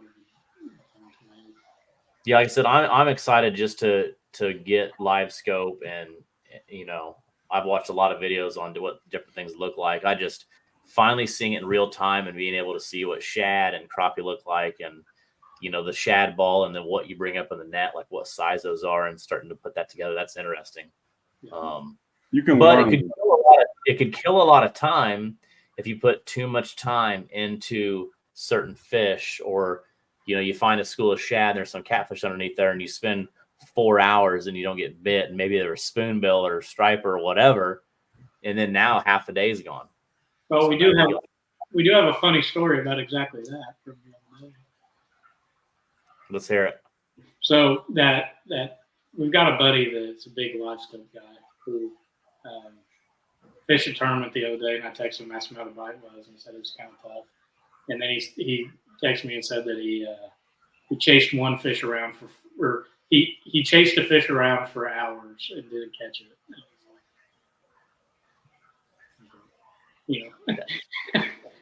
And I've heard that a lot too, especially in the crappie world, spending too much time on fish that don't bite. Yeah.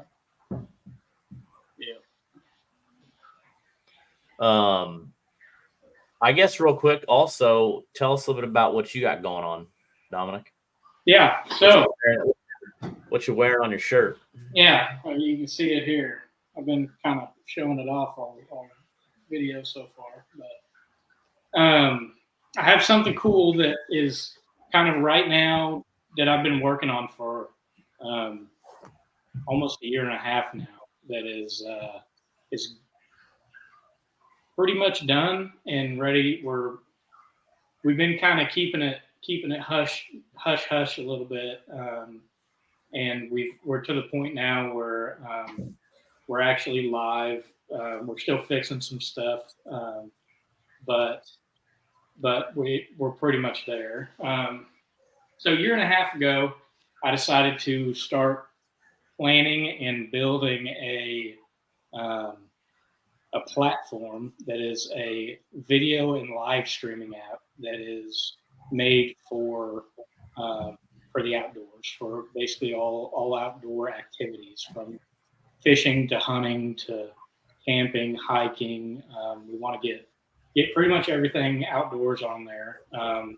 And about a year and a half ago, we started the journey in building this thing. I don't know if we've got any software developers in the feed right now. We probably don't, because I don't think there's a whole lot of crossover between catfishing and software developers. But it's been a huge project. It honestly has been. There's a lot more to it than I even realized whenever we were starting it. It's taken a long time, but we wanted to make sure we got everything right and built it correctly. And so we wanted to put out a product that was really good, worked well. I think we've done that. We officially launched on the Apple and Google Play Store and our website last week, but we kind of did a soft launch because we wanted to do some testing and make sure that everything worked. It was a good thing we did do a soft launch, because we found a bunch of bugs that we've been fixing over the last week. We actually have should be our final update that's going to fix all the problems, and we'll be basically hitting the ground running.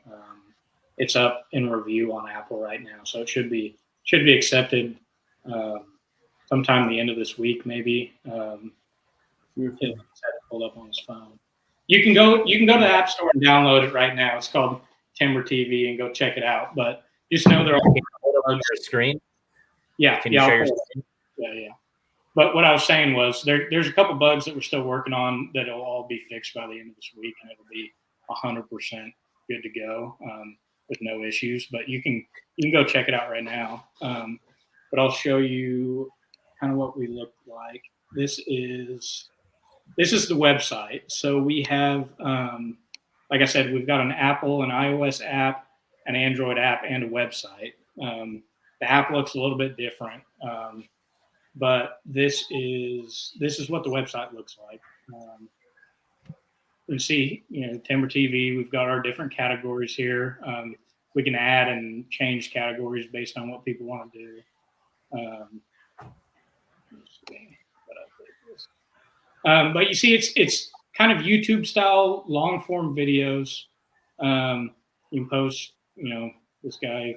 These are testing videos that we put up, but elk hunting video, fishing videos.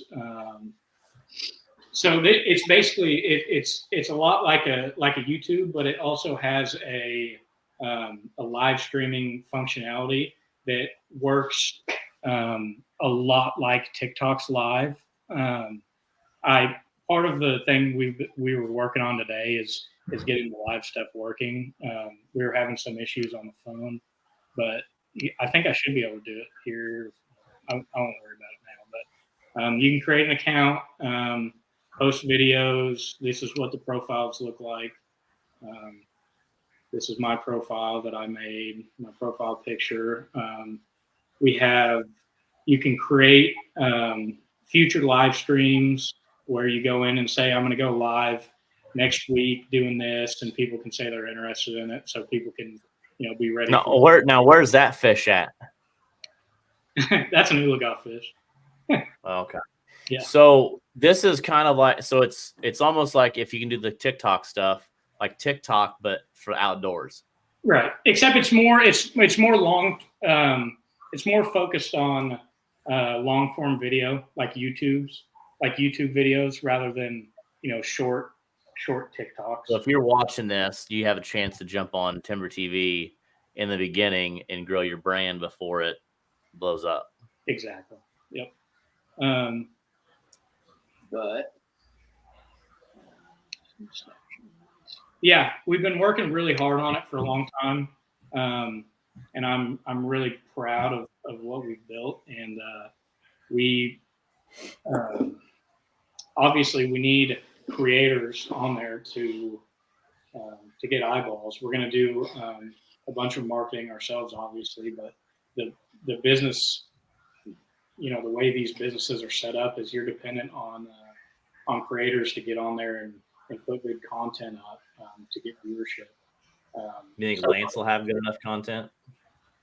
No, we're looking for people better than Lance. No, so yeah, if you're a content creator in the outdoor space, check it out and maybe you can put some stuff up. We're looking to work with some people, looking to do some really cool things, including, we have ideas to do, like sponsor, 1v1 tournaments like you were talking about the other day. We get 2 people. Oh yeah. Oh, I Do, was talking into my mic. To do a little, go live on TikTok and, we sponsor a little, deal there. Yeah. We're going to do a lot of really cool stuff.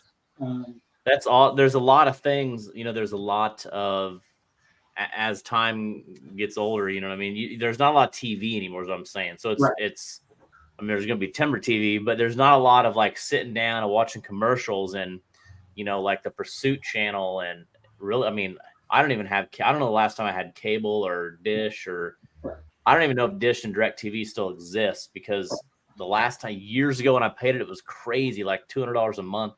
Now you can get Amazon and watch everything, or Netflix. And what does suck though, I had Netflix on my sister-in-law's account for 13, 14, 15 years. And they finally got me. So when I jump on Netflix and it says, sorry, this is the wrong household, because they're going after IP address. Yeah. So that sucked. But what I did is, what they allow you to do is I can add one on her household account on top of her account for like $8 a month. I'm not sure if I'm paying her for that. I don't know. Maybe I got to bring that up. But she added me for $8 a month, and then now I have my own Netflix to be on. But it's just like, that's pretty. I've been doing Netflix since they sent you the DVDs in the mail. Oh yeah, we were too. That's some OG stuff. But like now, the IP thing and all that's going to really start happening, especially with all this live stuff. And again, everybody's watching live. And it's growing rapidly. There's like we talked about with Dieter last week, there's a lot of people in our sport making a living on social media. Oh, yeah. Yeah, it's like you brought up the TV thing. This is, this is the new form of media for how the world is going. These more authentic videos, live stuff is as authentic as it gets, which is why we put a live aspect onto the platform. But people know, people knew that, hunting shows were fake.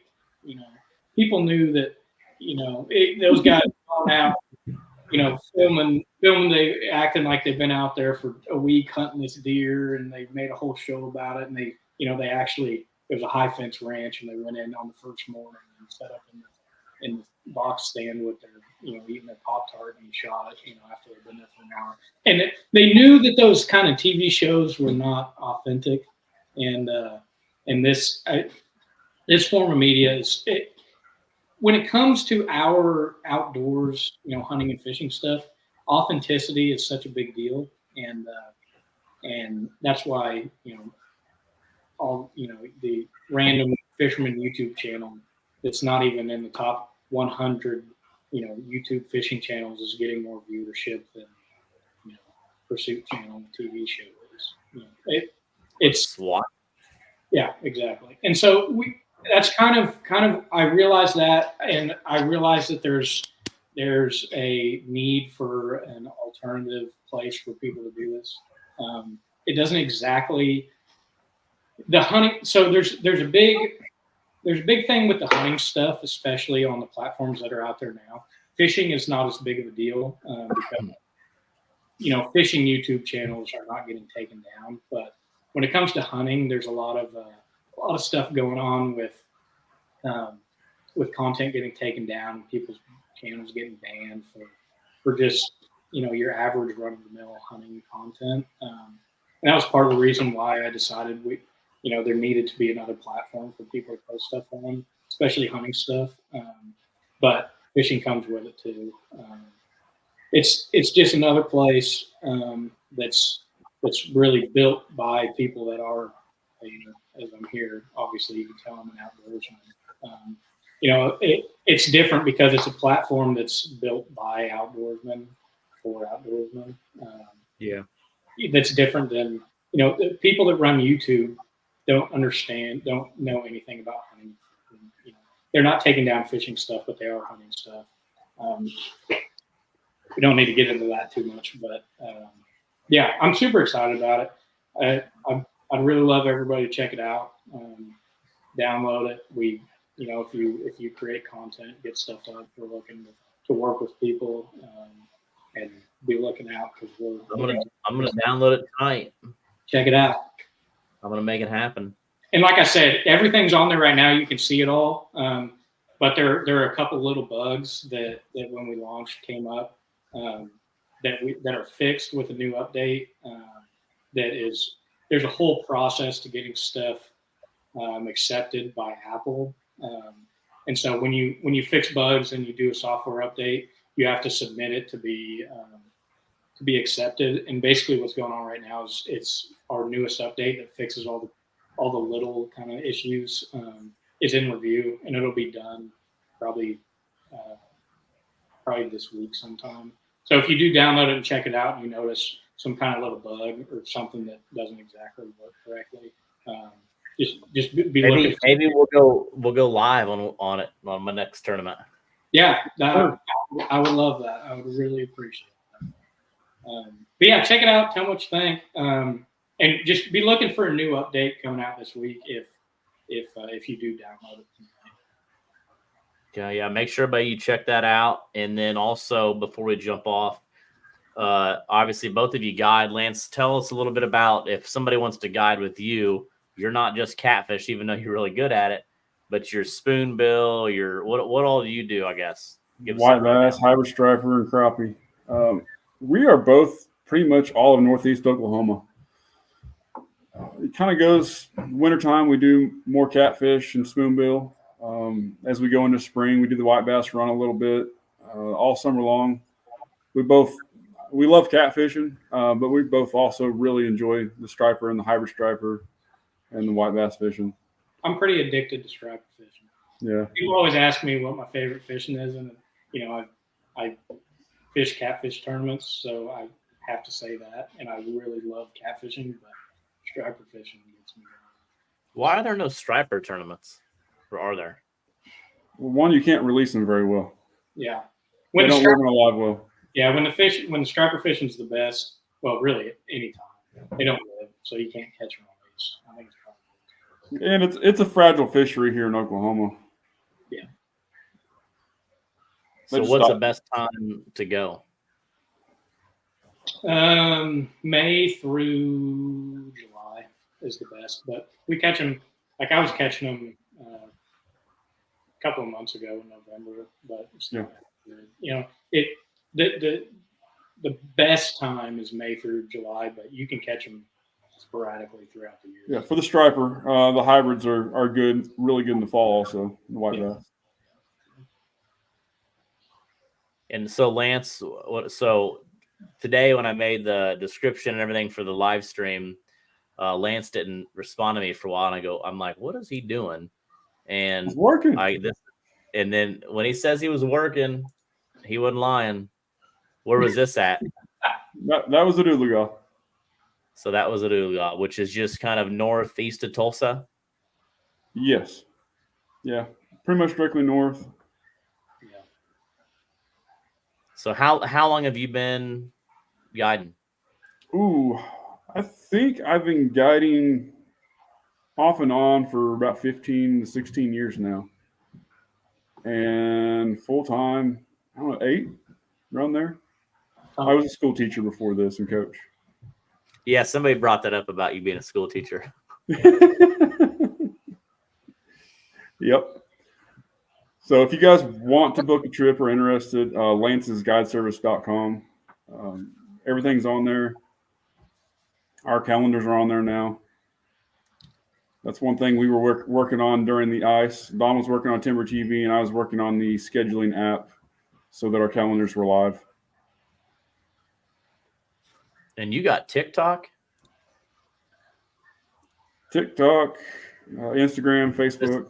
Here's your website. Yep, that's it. So you got videos and everything. There's a really good, if you go check out his TikTok, there's a really good video of me dancing on the boat at the Lake of the Ozarks tournament to some. Oh yeah, Don was pumped up breaking it down. Oh, I got the best. I'm the best I'm the best tournament DJ there is. I got some tunes. Oh, you know what? I don't know. I used to be a DJ, but I think some of the music you were playing. Tell me. Can you say the song you were playing? Didn't we talk about it? What was the song? Was it like some Biggie? Oh! No, we'll leave that one out. Okay, I remember. Lance, I remember the song now. I remember you guys. This is a PG live stream. He goes a little sideways sometimes on his selection. Hey, you gotta do what you gotta do. Good luck. Now, Lake of the Ozarks wasn't. It's a little different when my son's on the boat. Yeah, that's true. I gotta tone it down a little bit sometimes. Nice. Well, next time I get out, he didn't do anything. That's true. I didn't play. This is the first tournament ever I didn't play a single song. And Tyson called him out too. Really? Yeah. I wasn't feeling. He was too cold. He was too cold and wet. That's true. I was. I forgot my cold weather gear at home, and so I was wearing jeans and a sweatshirt, and I about froze to death from about. Hey, the green and yellows were in the truck the whole time. I was soaking wet and freezing. That's what my buddy just sent me. He's working on the Poker Run decal or shirt design, and he's watching this on his other screen. Sweet. What's up, Cody? And then Dominic, if they want to go out with you, what do they got to do? Yeah, so I've got a Facebook page. I don't have my own website. All my stuff is on Lance's website, but my Facebook page is Dom's Guide Service. You can send me a message on there.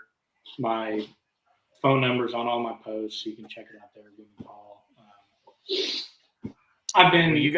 You guys are definitely getting your names out there, following the Twisted Cat and kicking some butt. Like I said, 2 first place. You fished 3 tournaments with me. 2 first place finishes and a 7th. And you guys know the competition's not, it's some tough competition. So, you got to be proud about that. You got to be proud and high fiving when you're going home. That's got to be a good feeling to put that plaque up there on the wall. It is. And especially with the amount of tournament fishing time that we've put in the last 10 years. So I can't wait to see how Kerr represents, and if it's a lake or a river, we'll have to do some betting on that. But I'm curious. Me too. And it could come down to flow. You know what I mean? It's going to be middle of March. It could be low flow. If there's a lot of flow, that's a different animal. 100%. That could really fire some fish up if there's some flow.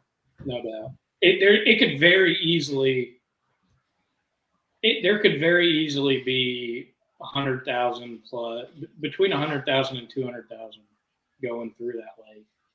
I don't remember how much was there going through when we were there. I think it was around 30, wasn't it? It wasn't even that much. I think it was only like 19. But there could be none, or there could be, a lot. So it depends. Yeah. All right. Well, hey, anything else you guys got to add? No. You're doing a great job. We appreciate you. Yeah. Well, thank you, and again, thanks for being on, showing us the time. What's it called? The tiny rig? I've already got text. I gotta learn more. Yeah. So is it tiny? Tiny is the one that made it famous in our area for catfishing. Other species, they call it the float rig. Float rig. Okay. We call it when I talk to people about it. I say the float rig. float rig. Well, thanks for showing us that and kind of really telling us everything. And obviously, if anybody watched this whole thing, which is we're at 2 hours and 6 minutes right now, there's a lot of really good information on here. So a lot to take away. Again, thank you guys for being on. Follow them. They've got the website. We'll continue to post some of their stuff. These two are going to be ones to watch out for. Make sure you download the Timber TV app. We'll try to go live here soon. There you go, right there. Again, hit the like button if you liked it. If you still have comments and we're not live, we'll answer them and kind of still monitor those. And definitely, we're trying to grow the YouTube channel with more how-tos, especially with some of these tournament anglers. So follow us on YouTube or subscribe, as my son says. And again, everybody, thanks for putting up with us on another Monday night. Next Monday night, I'm gonna have kind of a different little setup. We're gonna have Mitch with NBT Marine. He's going to jump on a little bit, and hopefully I'll have my boat in the garage and kind of go over the NBT screen, what it does, why it's nice to have. And then also Josh Roth, it's doing the mounts. He's doing some really cool fish mounts, blue cat, crappie, walleye, all that stuff. Brian with Dragon Master had a really sweet mount made. So he'll be on talking about his mounts, and then we're going to also have Mitch with NBT on. So next Monday will be a fun show. Until then, have a good week. I'll have the points up. I didn't get to it today. Gosh, hopefully this week I'll have the points up. That's my goal. The points are definitely going to be all over the place now.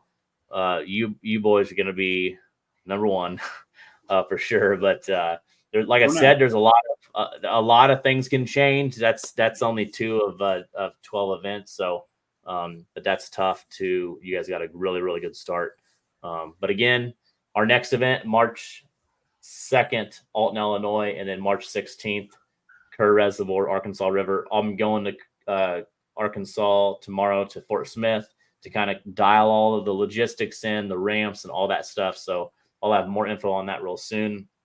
And then you can register for all those events online.